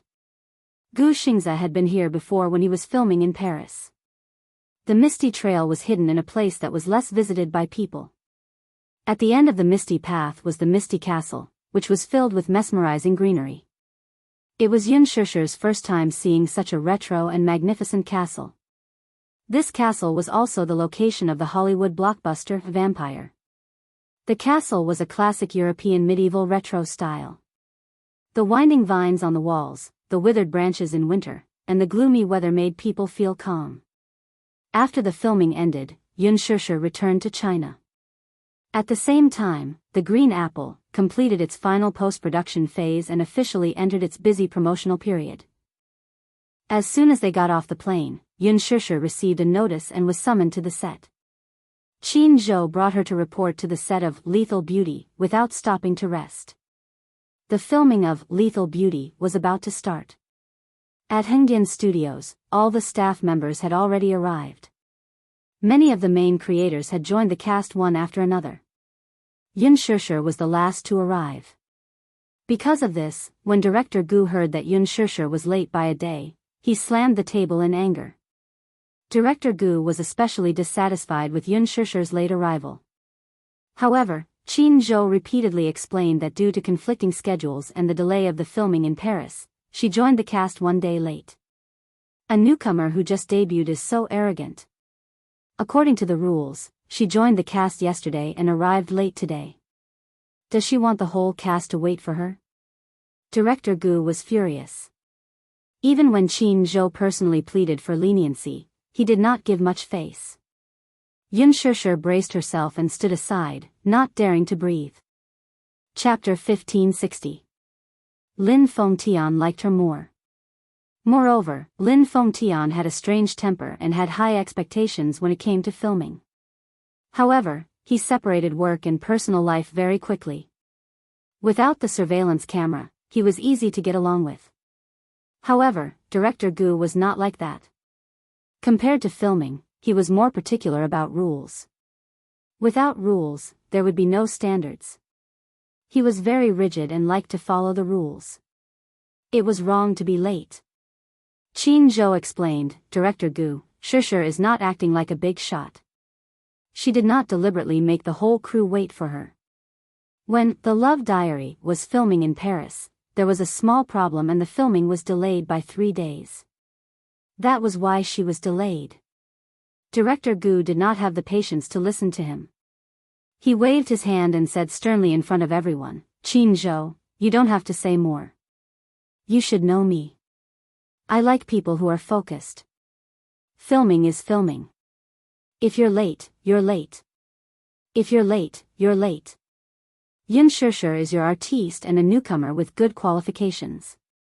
However, it doesn't mean that I will relax my expectations of her just because we're good friends. Impossible. I treat you fairly, no matter who you are. Qin Zhou nodded. He could tell that there was a hidden meaning in Director Gu's words. He smiled and said, Director Gu, you're right. Shishi may be a newcomer, but she's very humble. You can teach her as much as you want. I'm usually very strict with her. She's a simple child but she really loves acting. You don't have to say anything. She'll definitely work hard. If she doesn't listen to you and the crew, you can just tell me. Director Gu narrowed his eyes but did not say anything. He was very satisfied. Qin Zhou's words were giving him face. Actually, there were many people in the crew and their relationships were complicated. Therefore, he had to be careful about what he said, even if he was the director. Yun Shishi was late and Qin Zhou ran over to greet him. Although he was angry, he did not lose his temper. After all, they had been friends for many years. His outburst earlier was just for show. After all, the other staff members were present, and so many eyes were watching. If someone was late, he would just brush it off with a few perfunctory words. Where would his prestige come from? After all, he couldn't treat them differently, right? The other actors and crew members were present, including Lin Ji. He was the director and the most important person in the crew, so he had to show his authority. However, Qin Zhou accepted it with a smile on his face, helping him smooth things over. Moreover, Director Gu liked obedient actors and he also approved of Yun Shishir. Now that she had established her reputation, it was time to stop while she was ahead. Therefore, after exchanging a few pleasantries with Qin Zhou, he waved his hand and asked the staff to arrange a room for Yun Shishir. After arranging the rooms, it was time to prepare the luggage. Yun Shishir made a report and went back to get some thick clothes. After a while, the temperature would drop, and the clothes she had brought to Paris were too thin. Director Gu approved. Just as Yun Shishir was about to head home, she received a call from Mu Yaja. Have you returned? Yes, I just got off the plane. Where is it? I'll pick you up. No need. Qin Zhou sent me home. Chapter 1561. Unfortunately, they were only together for a short while before they were separated for a long time. She would not be able to return home for a few months while she was filming. She spent more time apart than together. Occasionally, she could apply for leave to go home, but it was only for a short while before she had to rush back to the set. In addition, during the promotional period for The Green Apple, she had to fly around the country for road shows. She really wanted to cherish every second of her time. Mu Yaja sat in the car with a slight smile on his face. She was back. He wished he could descend from the sky and hug her tightly. He missed her. He could not hold back the longing in his heart. With one hand on the steering wheel, Yun Shishir's apologetic voice came through the Bluetooth earpiece in his ear. But I went back to get some thick clothes. I'm leaving soon. Leaving? The smile on his face froze. He raised his eyebrows and looked a little angry. Where are you going again? The word again made Yun Shishir's heart tremble slightly. Where are you going again? This question was not considered a question, but it stunned her. She missed him too after not seeing him for 7 days. It was only 7 days, but it felt like a century. When she was in Paris, she could only communicate with Mu Yaja through text messages. Because it was a live show, all calls were prohibited. Therefore, she could only stare at the screen and imagine him on the other end of the phone as she looked at the lifeless words on the screen. He felt the same way. He had not heard her voice for 7 or 8 days. He had held back his longing for her until today. Yesterday, she sent him a text message saying that she would be back today. When he heard the news, he felt his heart beating faster for the first time in his life. Therefore, when he arrived at the office early in the morning, even Min Yu was surprised. A few days ago, when Mu Yaja was in the office, his face was gloomy and cold all the time. His eyes were filled with anger that he had nowhere to vent. Many of his assistants and subordinates felt especially depressed when they entered his office. They lowered their heads and did not even dare to breathe. However, this morning, they could tell that their boss was in a good mood. Even though he pretended to be calm on the surface, his heart was filled with anticipation for her return. Therefore, in the afternoon, he deliberately ended the meeting early. On his way home, he heard the words, "I'm leaving soon." Where was she going? Mu Yaja could not help but feel a little angry. He stopped the car by the roadside and frowned. He held himself back from venting his anger on her over the phone. Was work that important? She was so important that she could ignore his feelings.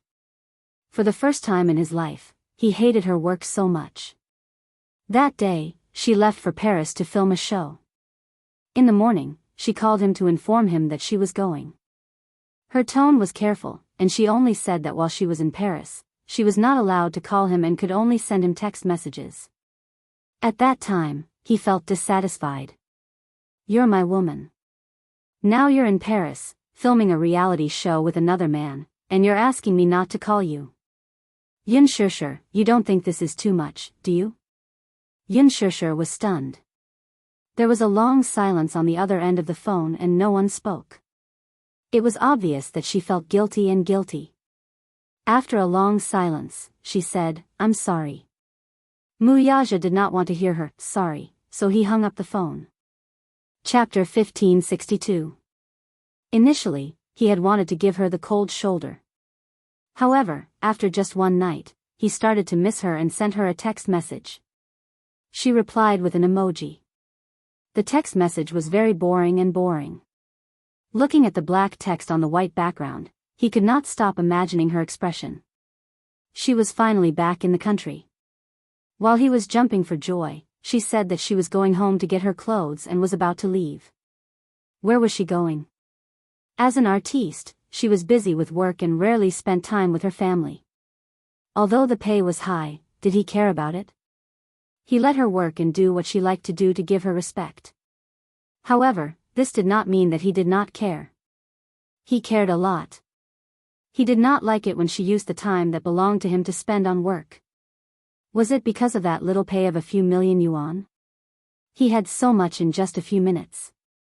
But he missed her. He missed her all the time. It was not just a few minutes. Yun Shishir held the phone tightly and listened to the man's heavy breathing. She knew that he must be very angry, but he could not bear to throw a tantrum at her and was trying his best to hold it in. Just as she was feeling guilty, Muyaja asked in a deep voice, "Did you miss me?" "Yes, stay with me tonight. Don't go anywhere." Yun Shishir frowned and said, "The production team notified me to join the set. I applied for leave to come out, so I have to go back to the set after getting my clothes." Muyaja hung up the phone in frustration.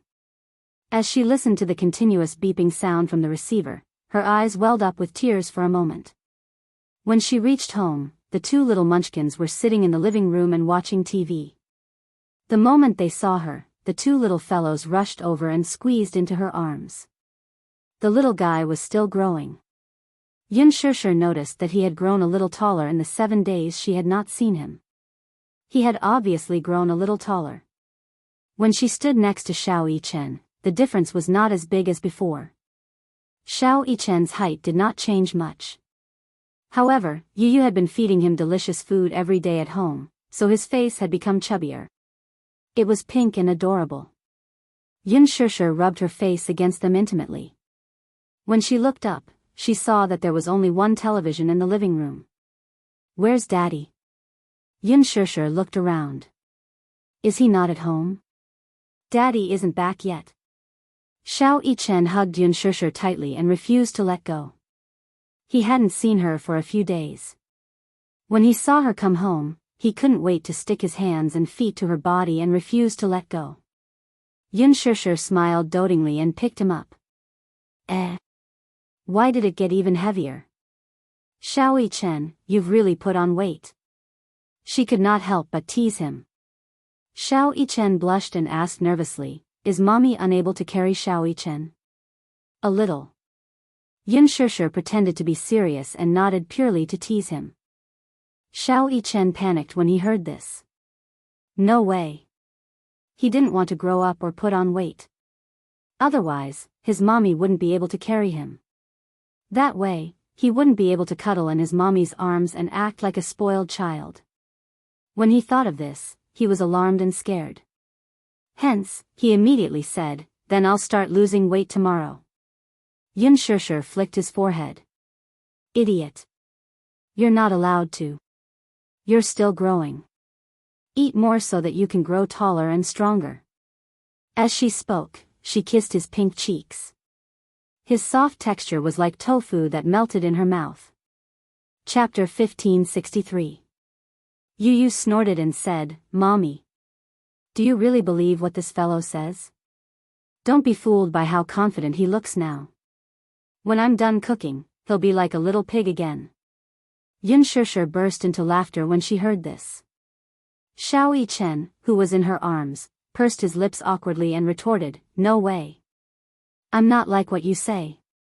I'm not a little pig." "Humph. Pig." Yu ignored him as he said this. He turned around and walked up to her enthusiastically. He took the suitcase from her and was about to carry it to the walk-in closet. "Mommy, let me help you pack your suitcase and put it away." Yun Shishir was stunned and stopped him. Mommy came home to pick up a few thick coats." Yu froze and turned around in surprise. "Mommy, do you mean that you're leaving again tonight?" "Yes, Mommy, where are you going?" Xiao Yichen felt aggrieved when he heard this. Aren't you going to stay at home? Mommy has work to do tonight, so I have to rush back to the set. I'm going home this time because I applied for leave from the set. Yun Shishir's eyes were filled with guilt. Yu Yu felt a sharp pain in his heart when he heard this. He had waited for so long for his mommy to come home, but they had only been together for a short while before they had to face a long separation. He started to feel anxious. This house was so big, but it was empty. Every day, there was only him and Xiao Yichen, as well as the few servants and nannies.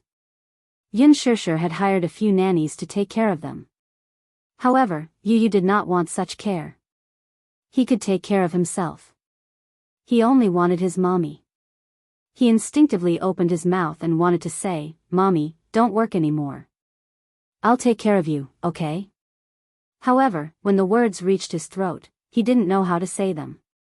Yu Yu took a deep breath and dropped her hands weakly. She had no choice but to drag the suitcase into the walk-in closet and take out all the clothes that Yun Shishir had brought to Paris. Then, she took a few thick cotton-padded jackets and put them in. When Yun Shishir carried Xiao Yichen into the walk-in closet, she saw Yu Yu stuffing some first-aid medicine into her suitcase. Mommy's physique wasn't very good. In winter, it was easy for her to catch a cold. Therefore, in addition to warm clothes, he also put some medicine. Yu Yu was so meticulous that she even put in the knee pads. He knew that his mommy was going to film a period drama. It was going to be winter soon. He was worried that his mommy's costume would be too thin and her knees would catch a cold. No matter how big or small, he would take care of everything for her. He was only worried that this careless and stupid mother of his would only care about filming and not take care of herself when filming. Therefore, he had to take care of everything for her sake. As Yu Yu tidied up the suitcase, he muttered, "Can I take leave from the filming crew?" "What's wrong?" "There's a parent-teacher conference during the semester." "Mommy, can you attend it?" Before Yun Shishir could speak, Yu Yu suddenly slapped his head and said, "How could I forget that mommy can't attend it?" Yu Yu lifted his head and looked at her hesitantly. Suddenly, he sighed. Mommy is a public figure now. There are posters of mommy endorsements all over the streets. However, I can't tell anyone that the beautiful person on the poster is my mommy. When Yun Shishir heard this, her heart ached terribly. Chapter 1564. He chased after the car for a few steps before Xiao Yichen held his hand and they went home. After Mu Yaja left the company, he was still angry and did not go home immediately. He went to a cafe and ordered a cup of coffee. When the coffee was served, he left without taking a sip. When he reached home, he turned on the light at the entrance and saw that the living room was cold and silent. There was no sign of life at all. He leaned against the entrance, disappointment and coldness flashing across his deep eyes. He walked to the sofa and sat down, letting his body sink into the sofa. She was not home. The two little guys should be asleep by now. However, the house seemed incomplete without one person.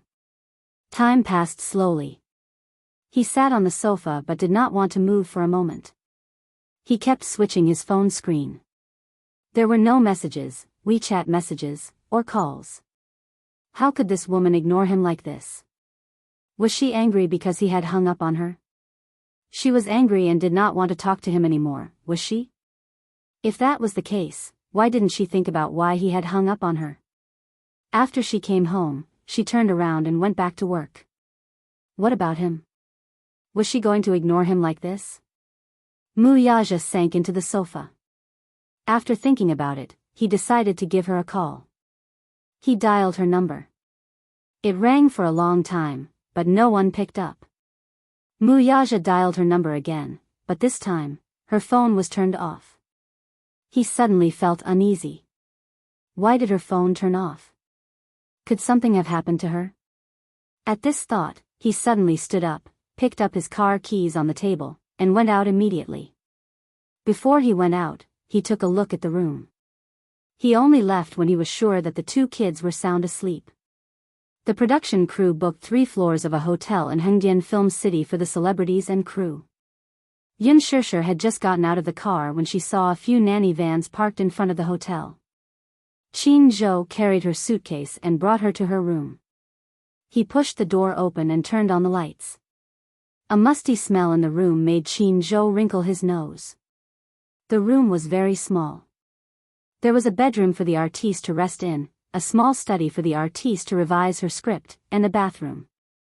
However, Qin Zhou remembered that he had told the crew that he wanted a bigger room. It was best to have 2 beds, as She would be coming over tomorrow.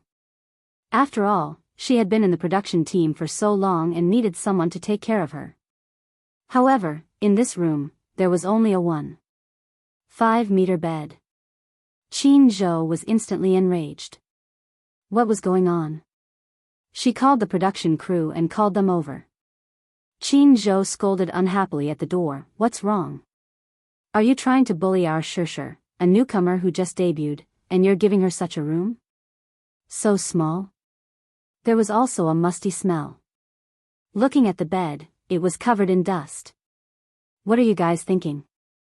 Yun Shishir saw that Qin Zhou was angry and gently tugged at his sleeve. But Qin Zhou pressed her shoulder. Shishir, don't stop. If I don't say it now, in the future when I'm busy and not on set, who knows how you'll be bullied.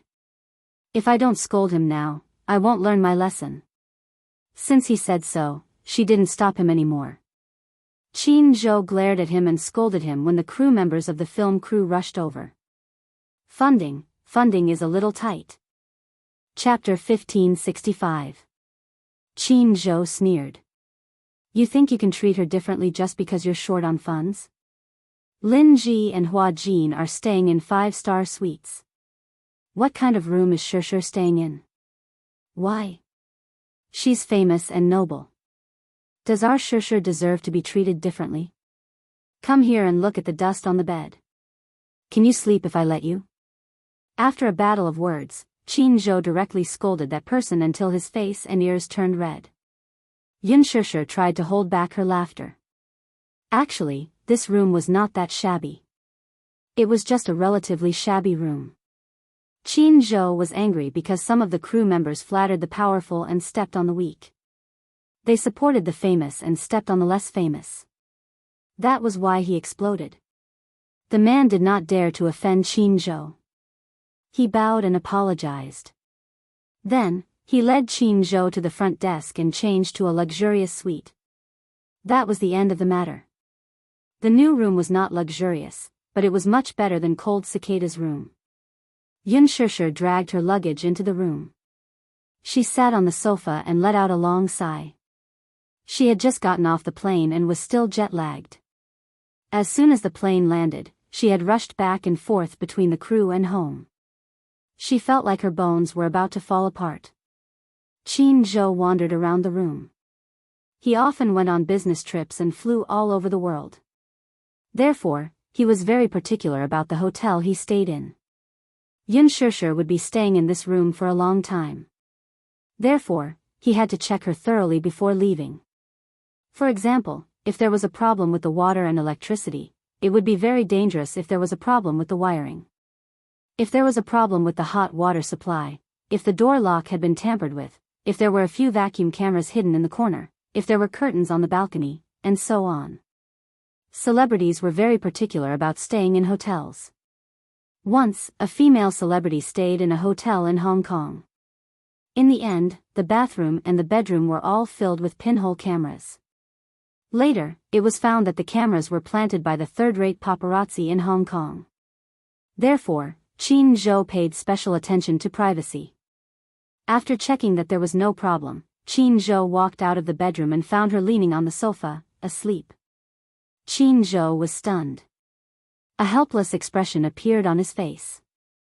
He walked over and patted her face gently. Shishir. Yun Shishir groaned. Her voice was as soft as a mosquito's, like a cat mewling lazily. Qin Zhou sighed and pinched her face again. Take a shower before you sleep. You'll catch a cold. Yun Shishir furrowed her brows. The moment she opened her bloodshot eyes, Qin Zhou was taken aback by this sight. She was too tired. she didn't have a good rest on the plane. Although Qin Zhou was the same as her, a woman's physique couldn't be compared to a man's. He trained diligently and had a strong physique, so he could withstand fatigue. Take a shower, then go to bed and have a good rest. There's nothing to do tomorrow morning, so you can sleep in. I'm going to take measurements in the afternoon and order a few costumes. She nodded. Qin Zhou said a few words of advice and left. Yun Shishir got up and opened her bag. However, she found that her phone had run out of battery.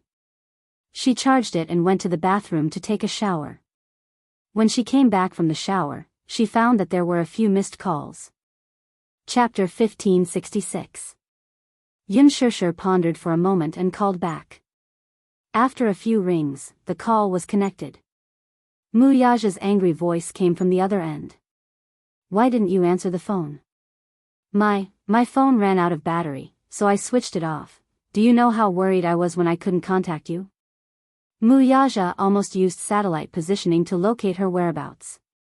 In the end, she told him that her phone had run out of battery. It was a false alarm. It looked like he had been too concerned about her. Stopping the car by the side of the road, Mu Yaja's heart finally settled down with his phone in hand.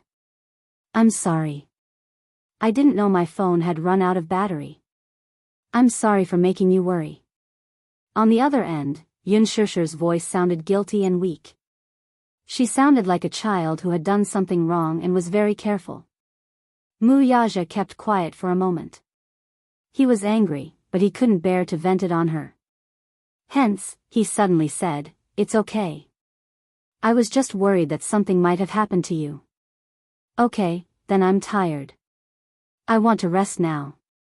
Yun Shishir was really tired. Hence, she was eager to go to bed and rest. However, Mu Yaja didn't say anything. Okay. Go and rest. After that, he didn't wait for her response and went silent. Yun Shishir said good night and hung up the phone. She tried her best to lift her heavy feet and threw herself onto the bed. When she covered herself with the blanket and her head hit the pillow, she fell asleep almost instantly. Mu Yaja sat in the car in a daze for a while. Then he stepped on the accelerator and drove back to Shangdi Walk. In the next few days, Yun Shishir was so busy that she felt dizzy and disoriented. In the entertainment industry, it seemed like there was no limit to how glamorous she could be, but behind the scenes, there was a lot of bitterness. The next day, she slept until noon. Then she got up and put on makeup. In fact, she didn't have the habit of putting on makeup. However, now that she was on set, there were always reporters coming to visit her. Qin Zhou requested her to put on makeup whenever she went out and not to go out without makeup. Yun Shishir had just finished her lunch when she was dragged by her manager to get her measurements taken for custom-made clothes. Her several sets of clothes were more complicated, and the construction period was faster, but it would still take half a month. After ordering the clothes, it was time for dance training. There were a few dance scenes in the play. Yun Shishir had some foundation in dancing, but she needed some advanced training. The production crew hired a master dancer to train her and Lin Ji. For the next few days, he was so busy that he didn't even have time to take a breather. After returning to the hotel, she took a quick shower and went to bed. As a result, she only remembered to reply to Yu Yu's message the next morning. On this day, when Mu Yaja woke up and opened his eyes, he saw Yu Yu lying beside his bed. She was smiling brightly and her eyes were filled with flattery. Daddy. You're awake. As she spoke, Yu Yu blinked her eyes in an extremely flattering manner. Her long and black eyelashes fluttered, looking especially beautiful. Mu Yaja was taken aback. Daddy, did you have a good sleep last night? The little guy kept flattering and asking about his well-being. Mu Yaja stared at him. Then, he said in a deep and hoarse voice, It's not good to offer a treasure for no reason, Daddy, you're wrong. I can't rape you, nor can I steal from you. However, there is indeed something that I need to discuss with you. Chapter 1567. Mu Yaja raised an eyebrow when he saw how serious he was, as if he had something important to discuss with him. What is it? Daddy, it's like this. With that, he snuggled into his father's blanket and lay on his chest with a grin. Cupping his cheeks, he fawningly gave him 2 kisses before asking with smiling eyes, "My dear daddy, are you free today?" "No." "Woo," Yu frowned when she heard that. "Can't I apply for leave?" Yaja pondered for a moment. "You can, but it depends on what it is." "Oh." He couldn't help but pinch Yu's rosy cheeks and raised an eyebrow. "Don't keep me in suspense. Just tell me, what's the matter?" "There's a parent-teacher conference this afternoon. Actually, Mommy's information was not logged in when I entered the school, so the teachers couldn't contact my parents. This time, at least one of my parents has to attend the parent-teacher conference." "You can't go?" Yu said worriedly, "Actually, I also feel that the parent-teacher conference is just a formality. There's no need to go." In the past, before Mommy entered the entertainment industry, she always attended every parent-teacher conference. But now, her identity is special and she can't show up. "So, I can only ask Daddy for help." "Okay." "Okay." Yaja agreed. "What time in the afternoon?" Yu immediately replied happily, 2 in the afternoon. "Okay. I'll be there in the afternoon." "Okay. I'll wait for you at the school." "Do you know the school's address?" "Yes." "Mwah. Daddy is so obedient." Yu was satisfied and kissed him again. She was in a good mood. "But can you promise me something when you go to the parent-teacher conference?" "What is it?" Yu winked and said, "Keep a low profile." Yaja was amused. "How do you want Daddy to keep a low profile?" "At the very least, don't be too ostentatious. Don't drive those luxurious cars here. I don't want the teachers in the school to think that I'm a rich second generation." Yaja was amused. "Isn't that so?" "Humph. Even if he was, he didn't want others to gossip about him. It's so annoying." With that, Yu smiled and said, "Daddy, rest for a while more. I'm going to make breakfast. I'll wake you up at 8 o'clock. Where's Xiao Yichen?" "Morning jog." He and Xiao Yichen woke up early every day. Xiao Yichen was in charge of walking the dog, while he was in charge of breakfast. The division of labor was clear. When Yaja woke up, the 2 little guys had already been picked up and sent to school. Today is Friday. It had been 7 days since Yunshishir joined the cast. Another 7 days passed. In total, it seemed like he hadn't seen her for half a month. Every day when he slept alone on the big bed, he felt that half of his arms were empty. He couldn't get used to it. Once he got used to the warmth of a person, he couldn't get used to the coldness of sleeping alone. When he met her, he didn't feel that it was lonely and cold to sleep alone.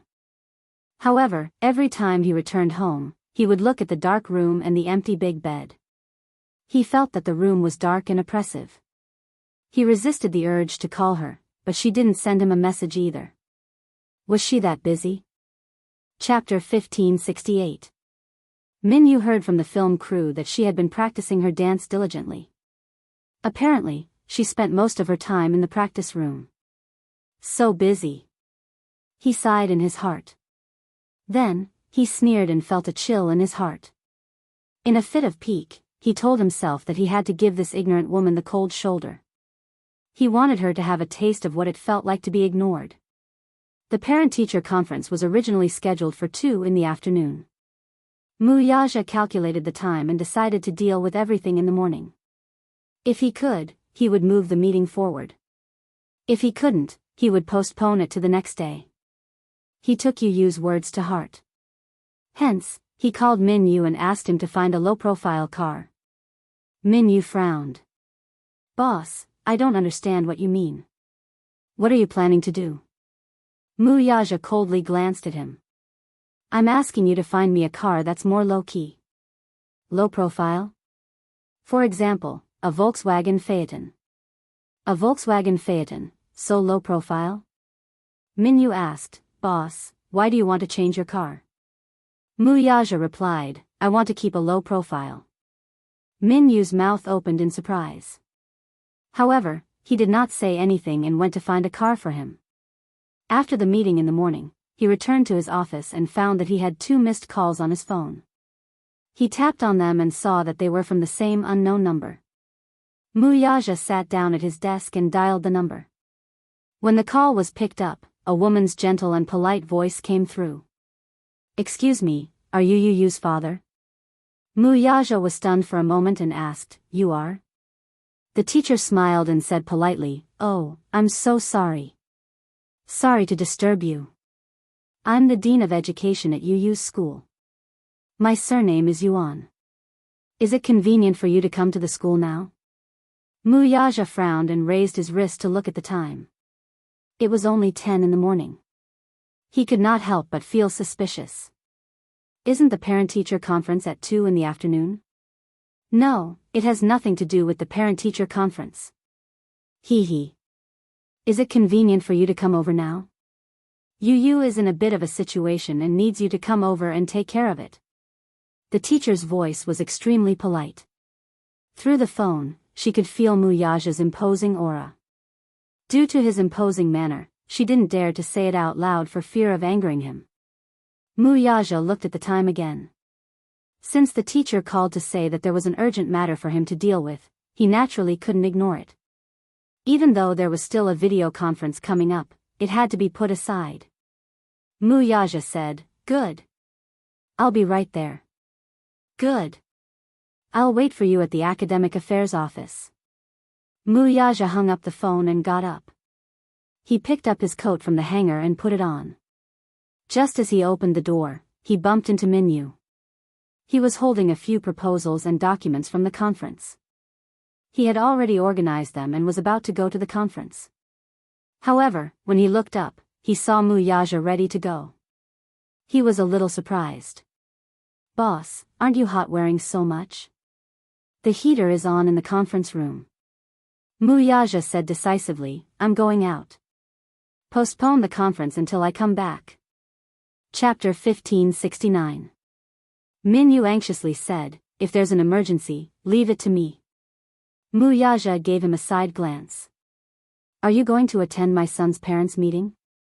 Min Yu. "I dare not." Muyaja snorted. "Then, hurry up and postpone the meeting." Min Yu rushed over at once. F***CK. "So, it's the little master's parents' meeting?" He mistakenly thought that Xiao Yichen had caused trouble in school again. In fact, Muyaja usually did not attend any parent-teacher conferences or parent-teacher conferences that Little Yichen's school had invited. Muyaja had always been absent from Xiao Yichen's parent-teacher meetings. Hence, in a sense, Yu's parent-teacher meetings were Muyaja's first parent-teacher meetings in his life. When Muyaja arrived at the school, the main gate was closed. It was the 4th period of the morning. He parked his car in the parking lot and entered the school. When he reached the administrative office, he could hear the commotion coming from inside, even from outside the door. Among the noisy crowd, only a middle-aged woman's voice was particularly sharp and piercing. "Where are Yintianyo's parents? Haven't they arrived yet? Didn't they say that they'll be here soon? If I have to say, this child's parents have no sense of responsibility at all. Their child bullied a classmate in school and caused trouble, yet as his parents, they're still not here to settle the matter. How infuriating." A gentle voice hurriedly consoled her. "Madam Lin, please calm down."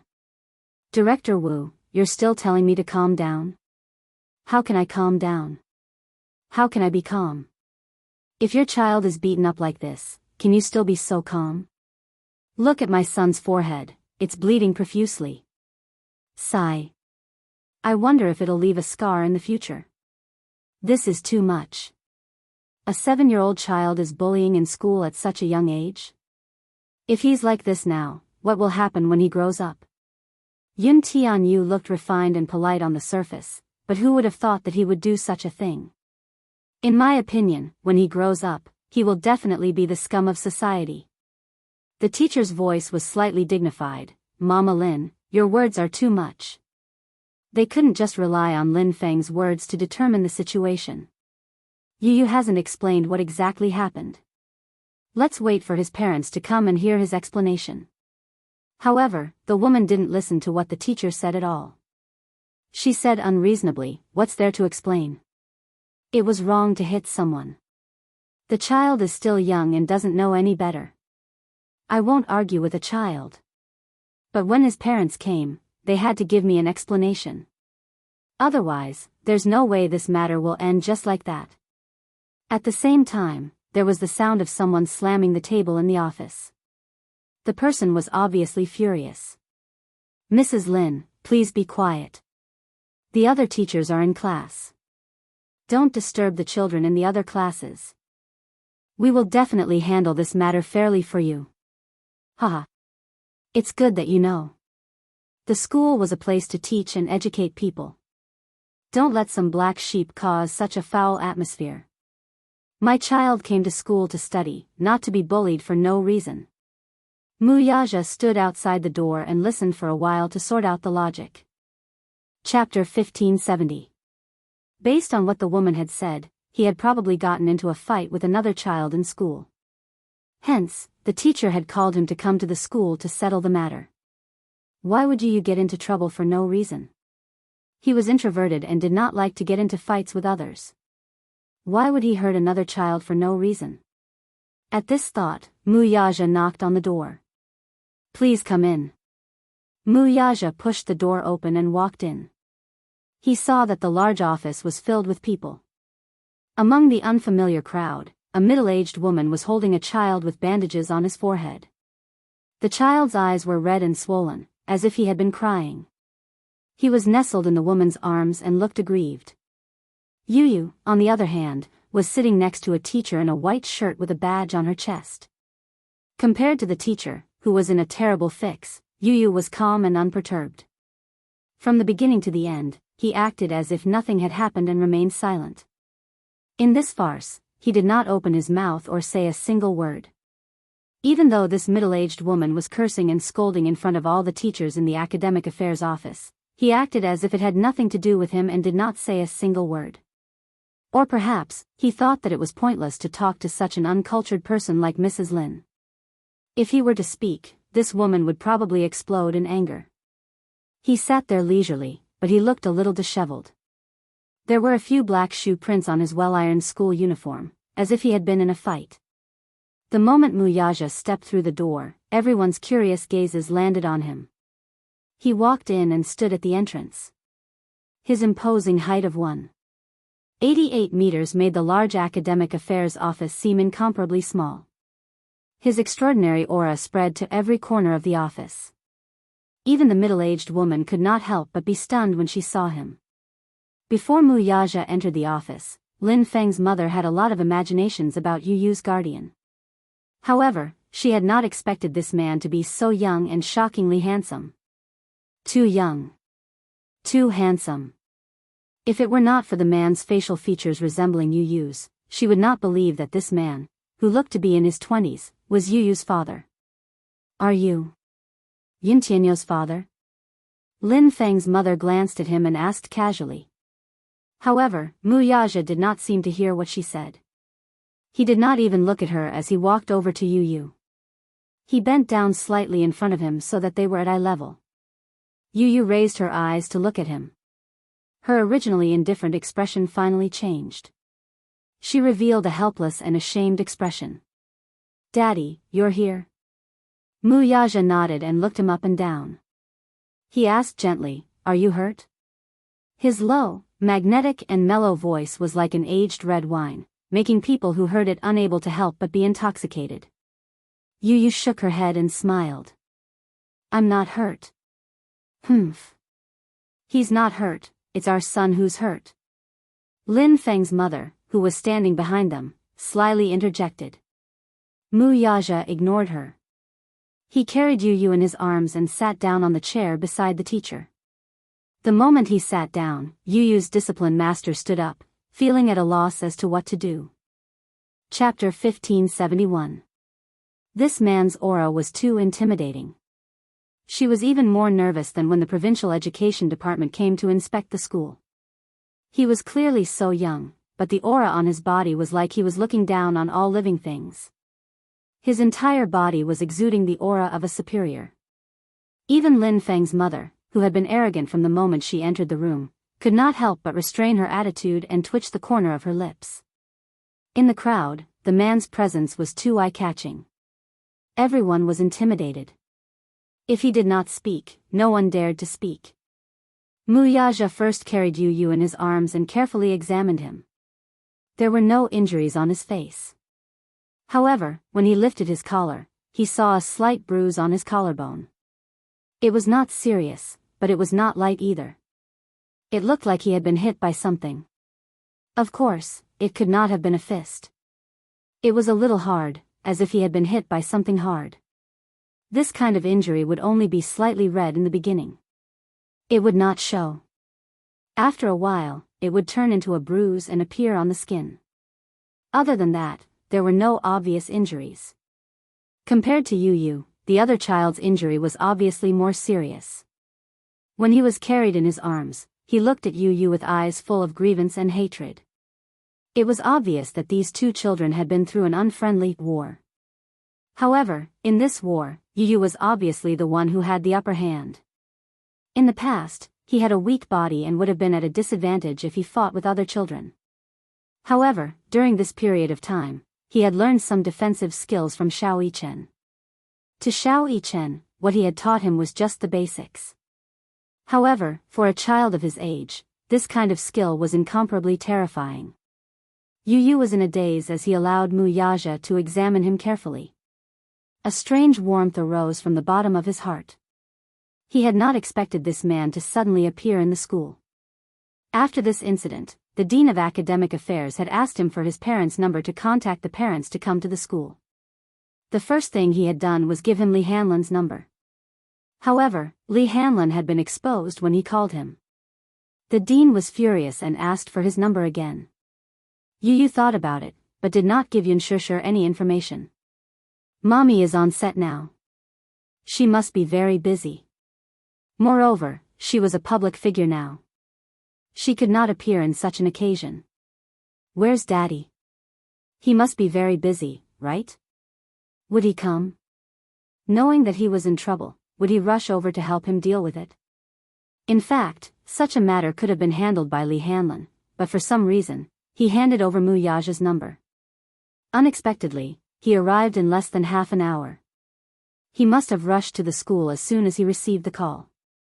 Yu Yu's heart warmed and she couldn't help but snuggle into his embrace. For the first time in his life, he felt that he had someone to rely on. He thought to himself, it feels good to have a backer. It was a good feeling to be surprised. After Mu Yaja finished checking, he felt relieved. Yu Yu was not injured, which was the best result. As for what exactly had happened, he was not too concerned. He only knew that he should trust his son. He understood Yu Yu's character. He would not have any conflict with a child of his age. Chapter 1572. In Yu Yu's heart, these children were innocent and immature, so he always gave in to them. However, this did not mean that he would not ask about it. Mu Yaja asked, Yu Yu, what's the matter? Explain it to me. Without waiting for Yu Yu to speak, the woman at the side nagged, what else can it be? You're Yuntianyo's father, right? Your son injured my son. Let's see how you're going to explain this to my family. Give me an explanation. Mu Yaja raised a brow in displeasure and raised his head. His eyes, however, instantly turned cold and frosty. It's not polite to interrupt, is it? The woman said unhappily, didn't you want to ask what's going on? Let me tell you, then. I'm asking my son, not you. Mu Yaja looked at her expressionlessly. His cold and sharp eyes were as sharp as ice blades. So, don't interrupt. You. The woman widened her eyes in anger and looked at him in disbelief. She then said to the discipline master, Teacher. Look. Look at him. This person. He's so rude. The discipline master, however, was secretly criticizing her. Who's the rude one here? Yu Yu's father had always been calm. From the moment he entered the room, he gave off an elegant demeanor. Lin Feng's mother, on the other hand, gave off a rude vibe. However, in front of so many people, he could only keep his words to himself. The discipline master could only swallow his anger and say, Lin Feng's mother, please calm down. Yu Yu hasn't said a word since the beginning. Why don't you let him tell us what happened? Everyone is here, you should at least respect the child. Yu Yu has the right to speak, too. The woman's red lips curled in disdain as she muttered under her breath, he did something wrong, what respect is there for him? Her voice was soft, but Mu Yaja still heard it. He looked at her abruptly. His eyes were as piercing as icicles. The woman felt as if she was being pricked by needles, and her hair stood on end. She glanced at Mu Yaja, only to see his frighteningly cold face. She shuddered in fear and did not dare to act rashly for a moment. The discipline master patiently asked, Yu Yu, tell us what happened? Nothing. I fought with him, but he's stupid and couldn't win. It's impossible for our Lin Feng to hit others. She pointed at him and said ferociously, Teacher Yuan, Lin Feng has always been a good boy. He gets along well with all the other children in the class. He loves each other. He loves each other. Look at him, at such a young age, at such a young age. As soon as she finished speaking, Lin Feng, who was in her arms, burst into tears again. He was really good at acting. Yu Yu raised a brow but did not explain further. Instead, his lips curled into a sinister smile. The unruly curve of his lips was very similar to his father's. You didn't hit me? He paused and muttered to himself for a moment before saying viciously, Oh, you didn't hit me. Then I was bitten by a dog. The discipline master immediately stopped him, Yu. Don't talk nonsense. Oh. Yu shrugged and obediently stopped talking. He did not want to lower himself to the same level as a childish guy. Anyway, he admitted that he had hit him. Chapter 1573. His mother had taught him from a young age that he could not lie. At the same time, as a man, he had to bear the consequences of his actions. He had to be responsible and responsible. He had always kept that in mind. He had never forgotten it. Mu Yaja asked again, who started it? Him. Yu pursed her lips. He started it? Yes.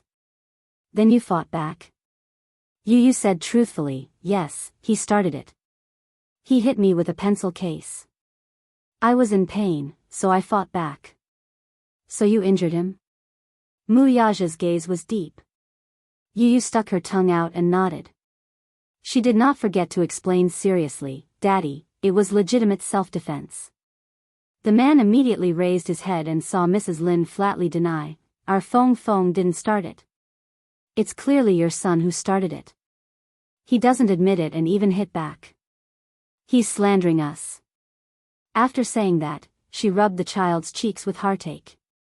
Even though the child's forehead was bandaged, blood was still seeping out. It was a tragic scene. Sigh, my baby Feng has never been wronged like this since he was young. I don't know if this injury will heal or not. Will it leave a scar? It's on his face. Teacher Yuan said, Mrs. Lin, the injury on Lin Feng's forehead is not serious. Maybe it will heal in a few days. It probably won't leave a scar. The wound is quite shallow. Let's not make it so embarrassing. Harmony is the most important thing, right? Harmony is the most important thing? Mrs. Lin frowned, Teacher Yuan, it's easy for you to say that. Harmony is the most important thing? You say that the wound is shallow? Oh, it's not serious.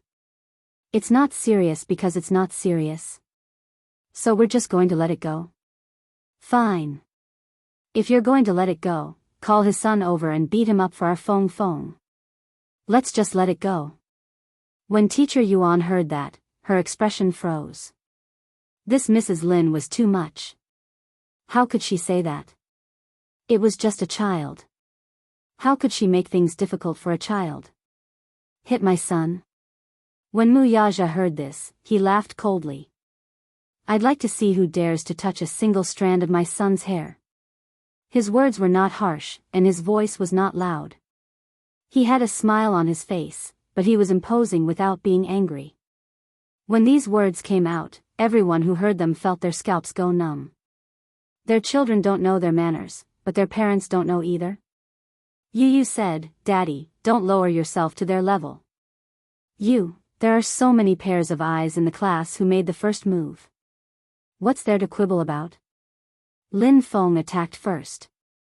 I let him have his way at first, but he became more and more aggressive, so I had to fight back. In the end, he made the first move, but in the end, he still couldn't beat me. How promising. Frightened by his words, the teacher hurriedly stopped him. Yu, don't talk so much. She had always known that Yun Tianyu was a mature child who surpassed his peers. He was responsible, and humorous.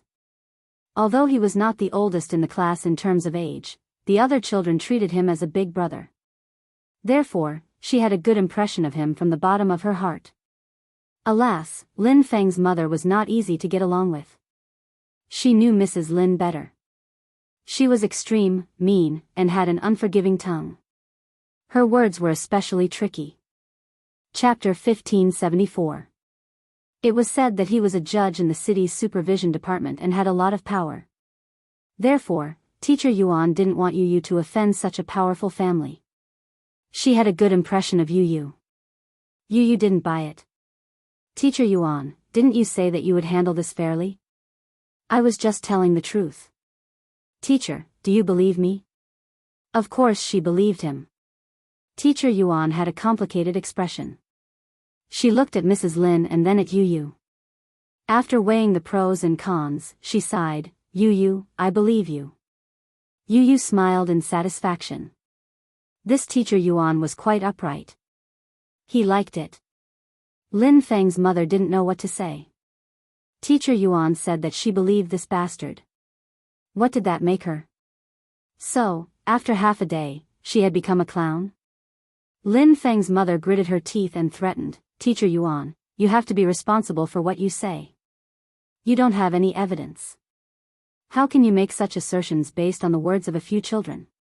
What you hear may be false, but seeing is believing. Did you see it? Yu Yu asked. Interesting. You didn't see it either. What makes you say that? But you can't beat Feng up like that. Mrs. Lin shouted hysterically.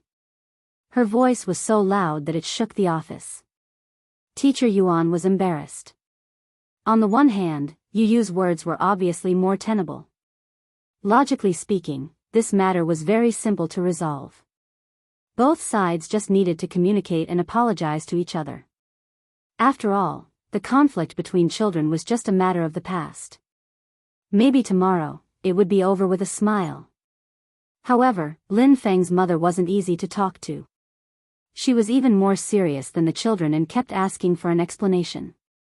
What explanation could she ask from a child? Therefore, she said, Mrs. Lin, it's normal for children to fight.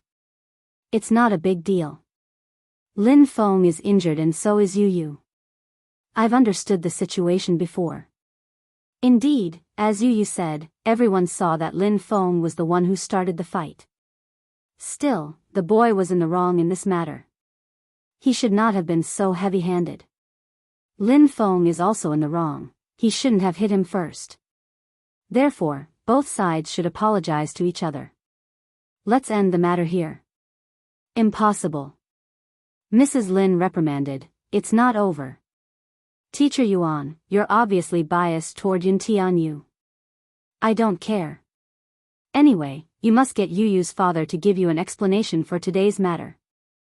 Otherwise, when my husband comes to school later, don't blame the scene for being too ugly. These words were clearly a threat. He was clearly threatening Teacher Yuan. Mrs. Lin actually didn't care who was right or wrong. Her child had been injured and wronged, and that was something the heavens couldn't tolerate. Furthermore, she had previously caused such a ruckus in the teaching office. Under so many pairs of eyes, how could she admit defeat? There was no way out of this matter. It was impossible for her to apologize. Hence, she said those harsh words. Teacher Yuan helplessly glanced at another teacher. That teacher understood tacitly and immediately stood up. He took Lin Feng's mother and the other family members to another office and comforted them. After the door was closed, only a few teachers were left in the spacious office. Chapter 1575. Yu Yu sat calmly in Mu Yaja's arms. Mu Yaja, on the other hand, was expressionless as he watched the drama unfold. Teacher Yuan sat beside Mu Yaja and poured him a cup of tea. Then, she started to prepare him mentally. Yu Yu's father, is this your first time coming to school? Why didn't I see you when school started? I didn't see Yu Yu's mother either. We were busy and neglected you. I'm sorry. Mu Yaja narrowed his eyes and glossed over it with a few words. Teacher Yuan's heart skipped a beat. This man's voice was so pleasant to the ears. If not for the fact that he was taken, she would have fallen in love with him. Yu Yu looked up and saw a flash of admiration and shyness in Teacher Yuan's eyes. She could not help but twitch her lips. F***CK.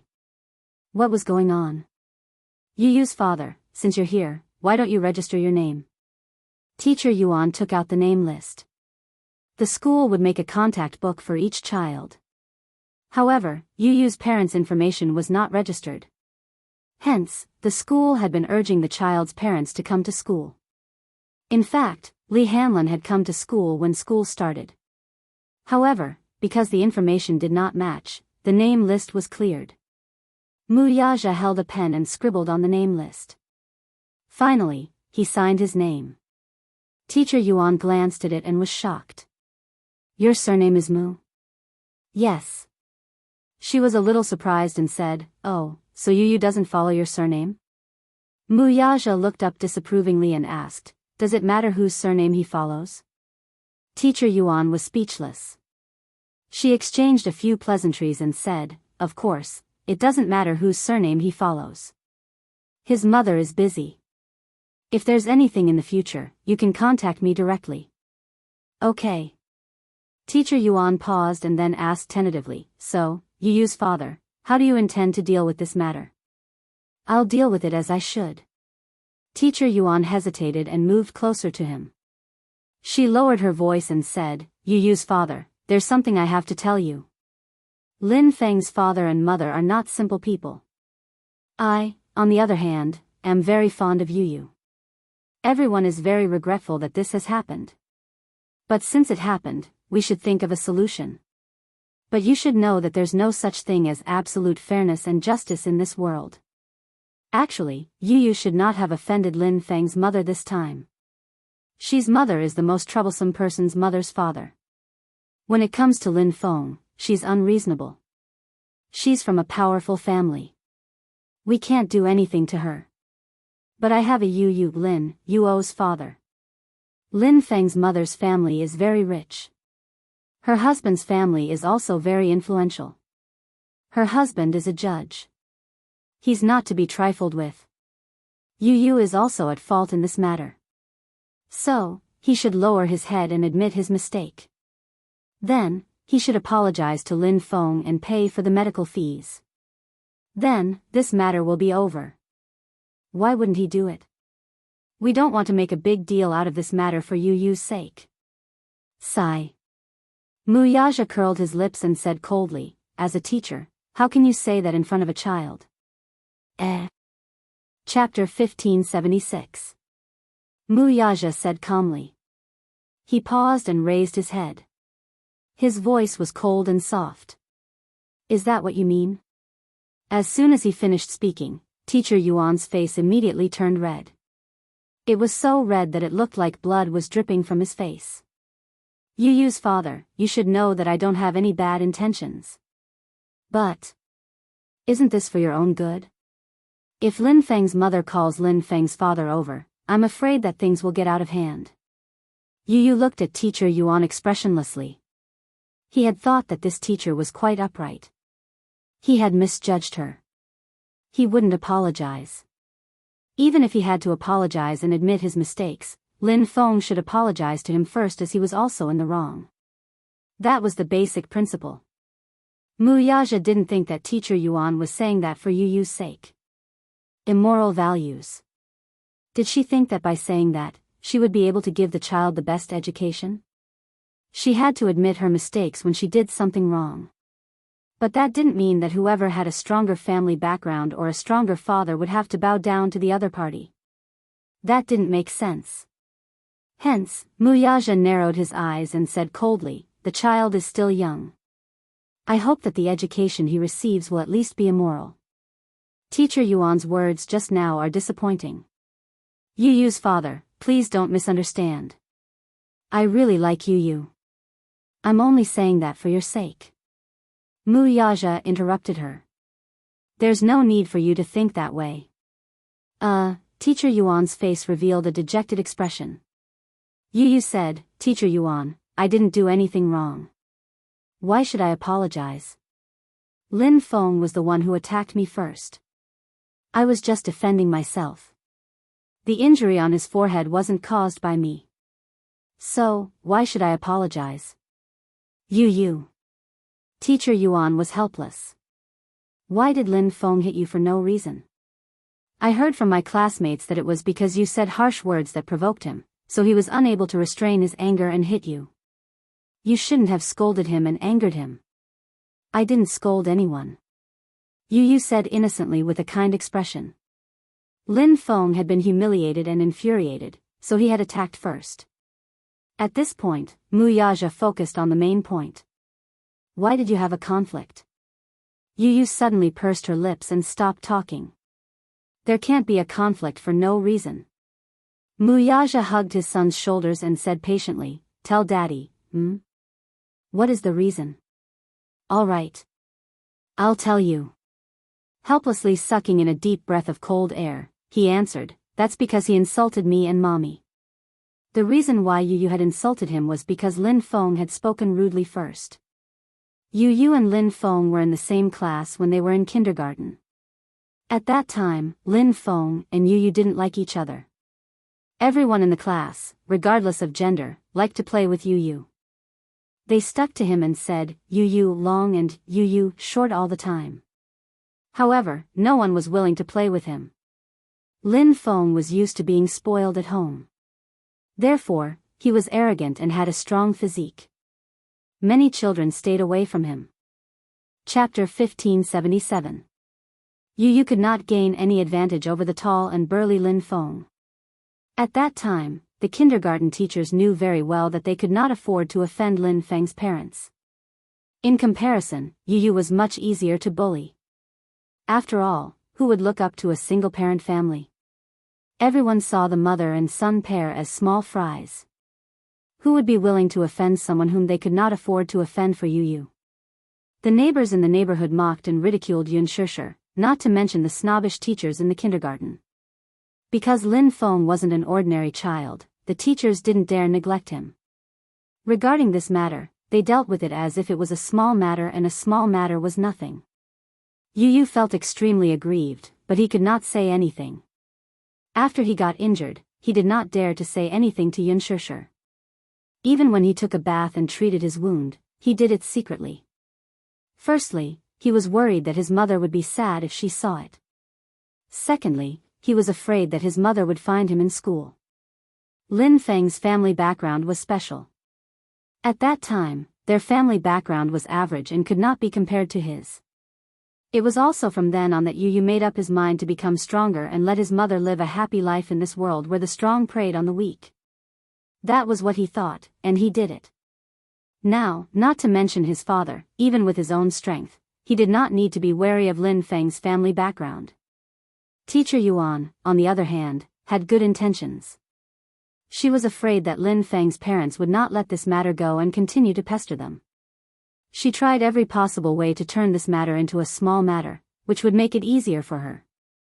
In the end, it was Mu Yaja who gave her the cold shoulder.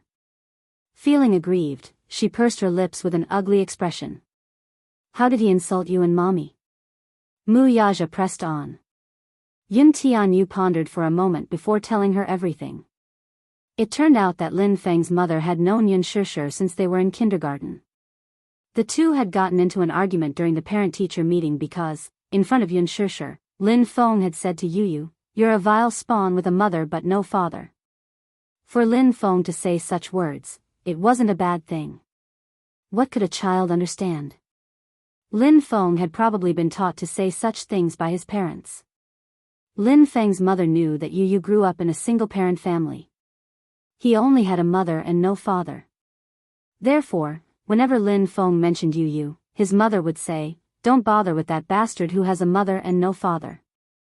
Children born from single-parent families have very perverted personalities. When Lin Feng heard that, he remembered Yu. His impression of Yu had been influenced by his mother. She had given birth to Yu without a father. Yu immediately scolded, "Humph. She's better than that old hag of yours." She had said that in front of Lin Feng's mother. She had said it on purpose. When Lin Feng's mother heard that, she slapped Yu on the spot. When Yun Shishir saw that, how could she bear to see her precious baby being wronged? She immediately slapped Lin Feng's mother in return. The two quarreled in front of so many parents until their faces turned red. This was the first time Yun Shishir had lost control like this. She was so agitated that her whole body trembled. In the end, the principal rushed over and stopped this farce. However, this feud was formed just like that. Chapter 1578. First, he asked in a strange tone, "Is your mommy coming to the parent-teacher conference today?" Yu did not raise his head and said indifferently, "My mommy isn't coming." Lin Feng was about to sneer at him when Yu said, "My daddy is coming." Lin Feng's eyes widened. "I thought you didn't have a daddy." His mother had always told him that Yu did not have a father, but he said that his father would come to the parent-teacher conference. Could it be that he was bragging? Yu did not pay much attention to him. He did not want to talk to him. However, as soon as class ended, the classroom was filled with gossip about him. Lin Feng went around and told the other children that Yu only had a mommy and did not have a daddy. Yu said that his daddy would come to the parent-teacher conference in the afternoon. If he was not bragging, then his mommy must have found a wild man outside. When Yu heard this, he immediately went to Lin Feng to argue. Of course, Lin Feng was not as eloquent as Yu. After a few arguments, he was at a disadvantage. In a moment of anger, he raised his fist and punched him. In the past, Yu would not have been able to win against him. However, after the summer break, he had learned some fighting skills from Xiao Yichen. In just a few moves, he had subdued this arrogant and despotic little guy and beaten him black and blue. Even though he was also injured, it wasn't as bad as Lin Feng's. Lin Feng cried and threw a tantrum. The whole family gathered and majestically rushed to the school to demand an explanation. When Mu Yaja heard this, his face darkened. What did he mean by having a mother but not a father? Mu Yaja did not dare to imagine how Yun Shishir and Yu had spent the past 7 years. Could it be that this kind of vile mockery had accompanied Yu throughout his childhood? At the thought of this, Mu Yaja's heart ached. Such unbearable words actually came from the mouth of a 7-year-old child. It was hard to imagine how low this child's upbringing was. Lin Feng's mother had acted so arrogantly, and teacher Yuan had said that Lin Feng came from a rich and powerful family. How could he raise such a rude child? He was an adult, so naturally, he couldn't argue with an ignorant child. For a child to have such a good upbringing, it was all because of the parents' education. Hearing this, Mu Yaja let out a cold snort. His eyes glinted as he said coldly, You didn't do anything wrong." These words were undoubtedly meant for Yuan Laoshi to hear. At the same time, it also expressed his stance and attitude. His child did not need to apologize to anyone. The other party had insulted him and attacked him first. Regardless of whether it was due to emotion or reason, his son had merely used a legitimate form of defense. What was wrong with that? When teacher Yuan heard this, his face turned red. He wanted to say something but stopped himself. He didn't know what to say. Chapter 1579. Pausing for a moment, teacher Yuan explained sincerely, everyone says that a school is a place to educate and educate. In the process of education, as a teacher, we do need to take up the responsibility of educating our children. But this responsibility is a responsibility, and as a parent, we have to shoulder it. In school, the 4 seasons of the year, 2 semesters, 7 hours a day. The rest of the time, we spend with our parents. In terms of education, parents also have an undeniable responsibility. But as you know, which child these days isn't precious? If the teachers are strict with their education, those parents who dote on their children will trample over the school's threshold. Especially Lin Feng's parents, they are especially tricky and cannot be provoked. I don't know how to educate them. I can only do my part. But in this aspect, I especially like Yu Yu. Yu Yu is young, but he is very mature and sensible. In class, he is obedient and respectful to his teachers. I especially like him. So, as a teacher, I can only hope that you don't let your child suffer too much in this aspect. More importantly, I don't want you to offend the Lin family. Maybe you will say that I am snobbish, but this is the cruel reality of society. I really have no choice. I am doing this for Yu Yu's sake. This long speech sounded sincere, but Mu Yaja felt that it was too laughable and pompous. This kind of reason was not valid at all. Yu Yu's face was also cold. From the beginning to the end, he remained silent and did not say a word. As he watched Teacher Yuan patiently persuade him, he felt that it was ridiculous. Did you know why he worked so hard? He worked so hard to live a life far away from these idiots. Yu Yu pursed his lips and said unhappily, Teacher Yuan, I don't like what you are saying. What do you mean by can't afford to offend them? Yu Yu. Why are you disobedient? Teacher Yuan was so angry that she was about to cry. She helplessly glared at him. She sighed, turned her head and said to Muyaja, Yu Yu and Lin Feng don't see eye to eye. Wait until we resolve this peacefully. I'll see if we can separate Yu Yu and Lin Feng. Then, we'll be in different classes. Anyway, I think that Yu Yu is a very likable child. No matter which class he is in, the children are all willing to play with him. But this Lin Feng is an accident. Class allocation? The corners of Mu Yaja's lips curled up coldly. I don't think there's a need to divide classes. After today's incident, he would transfer Yu Yu to the same school as Xiao Yichen. Yu Yu went to this primary school because of the school district. Because of Yu Yu's household registration, he went to this primary school. He didn't expect that the teachers in this school were so bad. Coincidentally, he was transferred to the same primary school as Xiao Yichen. The 2 brothers could be companions and take care of each other. Compared to Yu Yu, Xiao Yichen was like the king of the mountain in school. Perhaps it was because he was handsome, so all the girls liked him.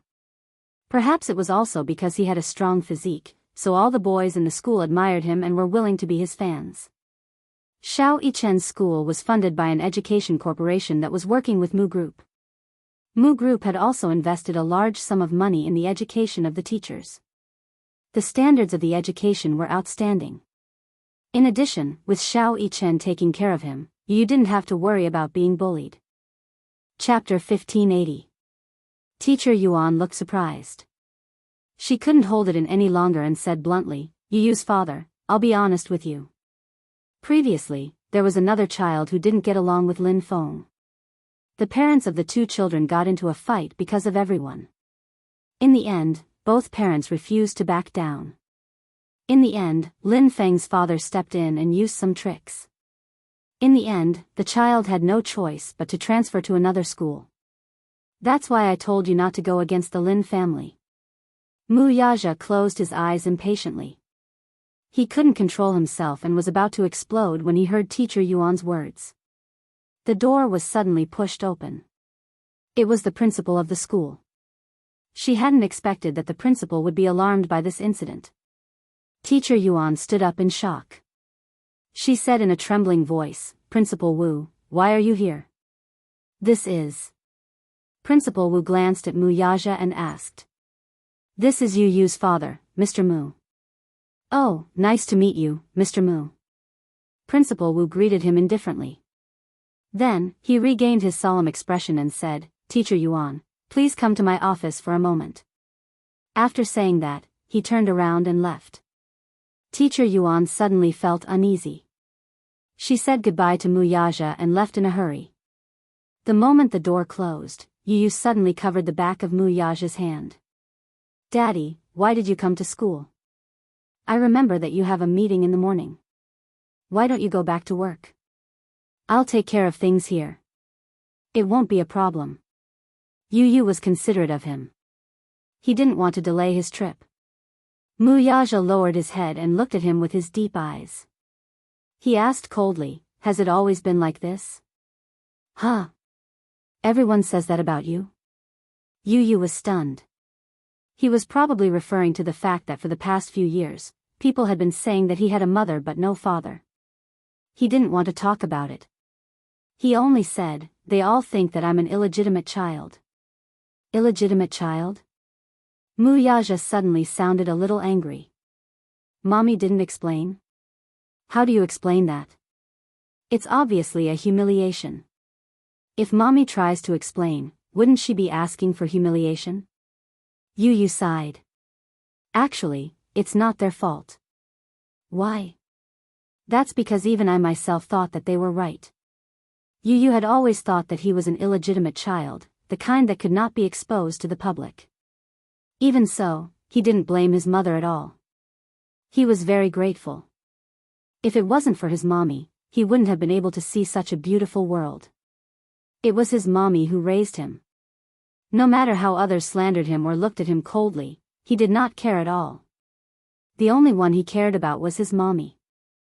However, his tone could not hide his disappointment. Mu Yaja's heart was violently shaken. He immediately blurted out, "You're not." Mu Yaja gently caressed his little face. You're not an illegitimate child. You've never been one." He was anxious to let this little guy know that he was not an illegitimate child. He was not someone who could not be exposed to the public. "Daddy really didn't know about your existence for the past 6 years." When Mu Yaja thought about how Yu had talked about those humiliating things in such a calm tone, he felt as if his heart had been pierced by a sharp sword. Yes, his heart ached. His heart ached for Yun Shishir. Chapter 1581. The guilt in his heart made him feel a little unbearable. He suddenly felt that he could never make up for the past 7 years of emptiness. Yu was only 7 years old. He should have had a beautiful and carefree childhood, but because of the lack of fatherly love, he had suffered so much. He didn't dare to imagine how painful it must be for a child to face such mockery and ridicule.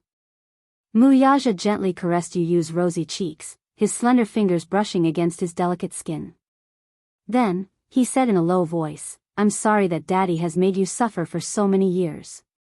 It's all Daddy's fault." Yu was stunned. He had never thought that Mu Yaja, who was usually not good with words, would say such warm words to him. In his heart, Mu Yaja had always been a cold and dignified figure. It seemed that he would never say such touching words. However, Yu was really touched by Mu Yaja's heartfelt words. He could tell that every word that Mu Yaja said was from the bottom of his heart. So much so that he forgot to react for a moment. He just stared at him in a daze, as if he couldn't believe it. The pain in Mu Yaja's eyes couldn't be faked. Yu saw it all. Daddy's heart was aching for him. This kind of feeling was really very warm. The position of the heart suddenly became warm and comfortable. He didn't know whether to be happy or worried. He was happy that Daddy cared for him. This feeling made him feel very warm. Very good. What made him worried was the dejected look on the man's face, which stung him a little. His heart ached. Mu Yaja didn't know what was going on in his little head. His handsome eyes curved slightly as he gently kissed his forehead. "Listen, in the future, with Daddy around, no one can bully you." Yu, on the other hand, smiled when he heard that. An unconcealable smile appeared on his adorable little face. Mu Yaja was stunned. "What are you smiling about?" Yu stopped smiling and raised his head to look at him. Pursing his lips, he opened up his heart to him, which was a rare sight to see. Daddy, do you know? I'm so happy that you're here today. Muyaja was taken aback by her words. Yu leaned slightly into his embrace and lay on his chest. At an angle that Muyaja couldn't see, the tenderness in his eyes seemed to overflow. He took the initiative to throw himself into the man's arms, but the latter's body inadvertently stiffened a little. Yu actually hugged him. In the past. In his heart, he was actually a little excited. His son had hugged him. This was probably the highest reward Yu. After a moment's pause for a moment, his. This kind of hug was rare and precious. Daddy, do you know? I hope that you'll be the one to attend the parent-teacher conference, not mommy. Okay, I promise you that I'll attend your parent-teacher conferences in the future. His promise was as solemn as a vow made at a wedding. His expression was solemn and respectful. This time, however, Yu was so amused that he lost his cool. Daddy, you're so serious. You're so cute. Muyaja, actually, in the past, mommy and I relied on each other for survival and were always looked down upon. I didn't feel wronged, I just felt indignant. Chapter 1582. Yu continued, Grandpa used to ask mommy to find a good man because he said that if the family didn't have a man of indomitable spirit, others would look down on us. But mommy has always wanted to be strong. She has always been alone because of my feelings. So I thought that if I didn't have daddy, I would have to be strong to protect mommy and this family. Pausing for a moment, a smile appeared on his adorable face. But it's different now. Yu lifted his head from his arms and looked at him seriously. Daddy, I have you. Muyaja looked at him tenderly. Suddenly, he stroked his cheek gently. Yu placed his hand on the back of his father's hand. Daddy, you will always be with mommy and me, right? Yes, Muyaja said seriously. I will do it. That's great. But Daddy, if you were to resolve today's matter, how would you resolve it? Yu suddenly asked. He was a little curious about how his father would resolve this matter. If he hadn't stepped in this time, with his methods, he would have definitely bullied the Lin family. Now that he had the ability and capital to do so, he didn't need to be bullied by others anymore. But since his father had stepped in, he would naturally let him handle it. When Muyaja heard this, he said domineeringly, I won't let anyone who bullies my son off. Yu was once again amused. Very good, that's very daddy style. As he spoke, he suddenly asked quietly, do you know why that brat Lin Feng doesn't see eye to eye with me? Why? Because he has a crush on a girl in class. She's always following me around all day long. That brat is probably jealous, so he's always looking for trouble with me. Yu's tone was as mature as an adult's. It didn't match his adorable appearance at all. Muyaja's lips twitched violently. He was still so young, but he already had the entanglement of love and hate in the adult world. Kids these days are so precocious. Because of a girl, he actually started to imitate adults to fight for a girl's affection.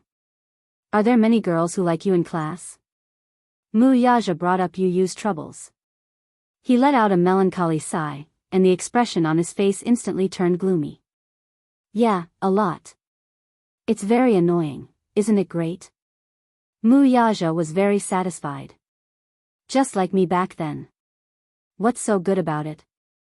Those girls are always chattering around me. I don't like it at all. Yu said honestly, I like quiet girls. He liked quiet girls, but he didn't like girls who always surrounded him and weren't reserved at all. Although children at this age might not know anything about love, they simply liked him and wanted to play with him because they were moved. But there were too many people chasing after him, and he couldn't handle it. The girl whom Lin Feng liked was recognized as the cutest girl in the class. He had been in love with her for a long time, but compared to the filthy Lin Feng who played all day long, she preferred the elegantly dressed Yu, who looked like a little prince. Because of this, many girls in class were jealous of Yu. Chapter 1583. As the father and son were talking, the door was pushed open. The principal led Lin Feng's mother and Lin Feng into the room, followed by teacher Yuan. The father and son raised their heads and saw Lin Feng's mother glaring at them like a tiger watching its prey. It seemed like the principal and Lin Feng's mother had reached a consensus. They were on the same side. As soon as they entered the room, Lin Feng's mother's expression was even more domineering than before. There was a provocative look in her eyes. As soon as she sat down, she announced arrogantly, "I've already called my husband. He'll be here soon." She looked as if she was waiting for her husband to come and do something to them. In other words, she was telling him to wait. Mu Yaja remained expressionless while Yu looked disgusted. This was a classic example of using power to oppress others. The principal exchanged a few pleasantries and comforted them. Then, he said to Mu Yaja, "Mr. Mu Yaja, is it convenient for me to say a few words?" He had talked to Lin Feng's mother before. Lin Feng's mother had said that they couldn't let this matter go. They had to give her an explanation.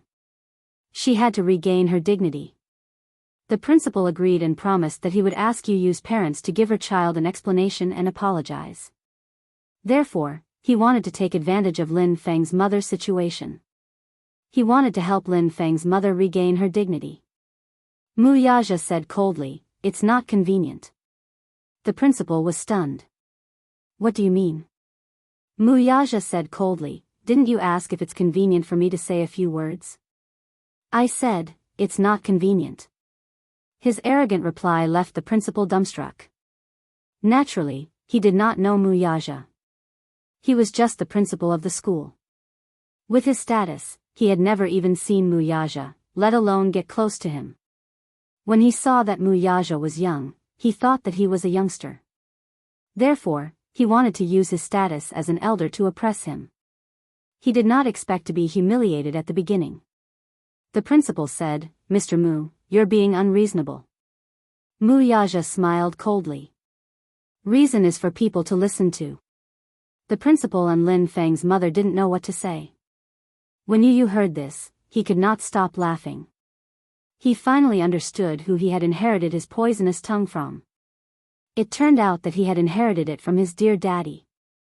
Who would have thought that his father's venomous tongue would be so frightening? Lin Feng's mother said impolitely, "I advise you to keep your mouth clean.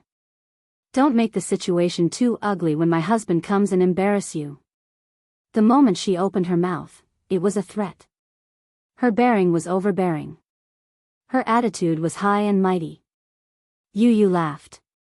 He raised his head and snickered. "Daddy, this auntie actually said that she's going to embarrass you. That's amazing." Although he was snickering, he did not hide the mockery on his face. His voice was not soft either. Therefore, everyone present could hear his mocking laughter loud and clear. Lin Feng's mother was completely enraged.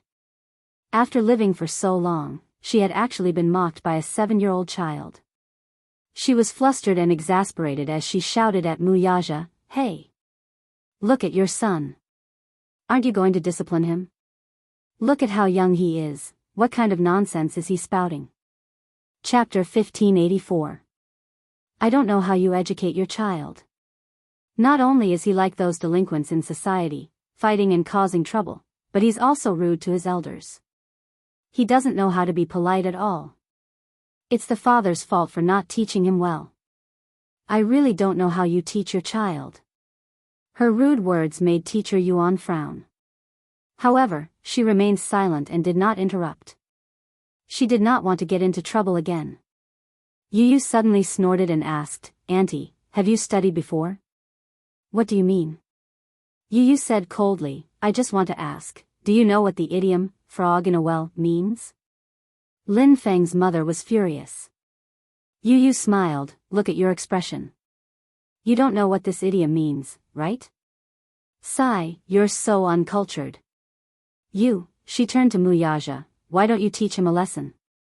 Mu Yaja acted as if he did not hear her.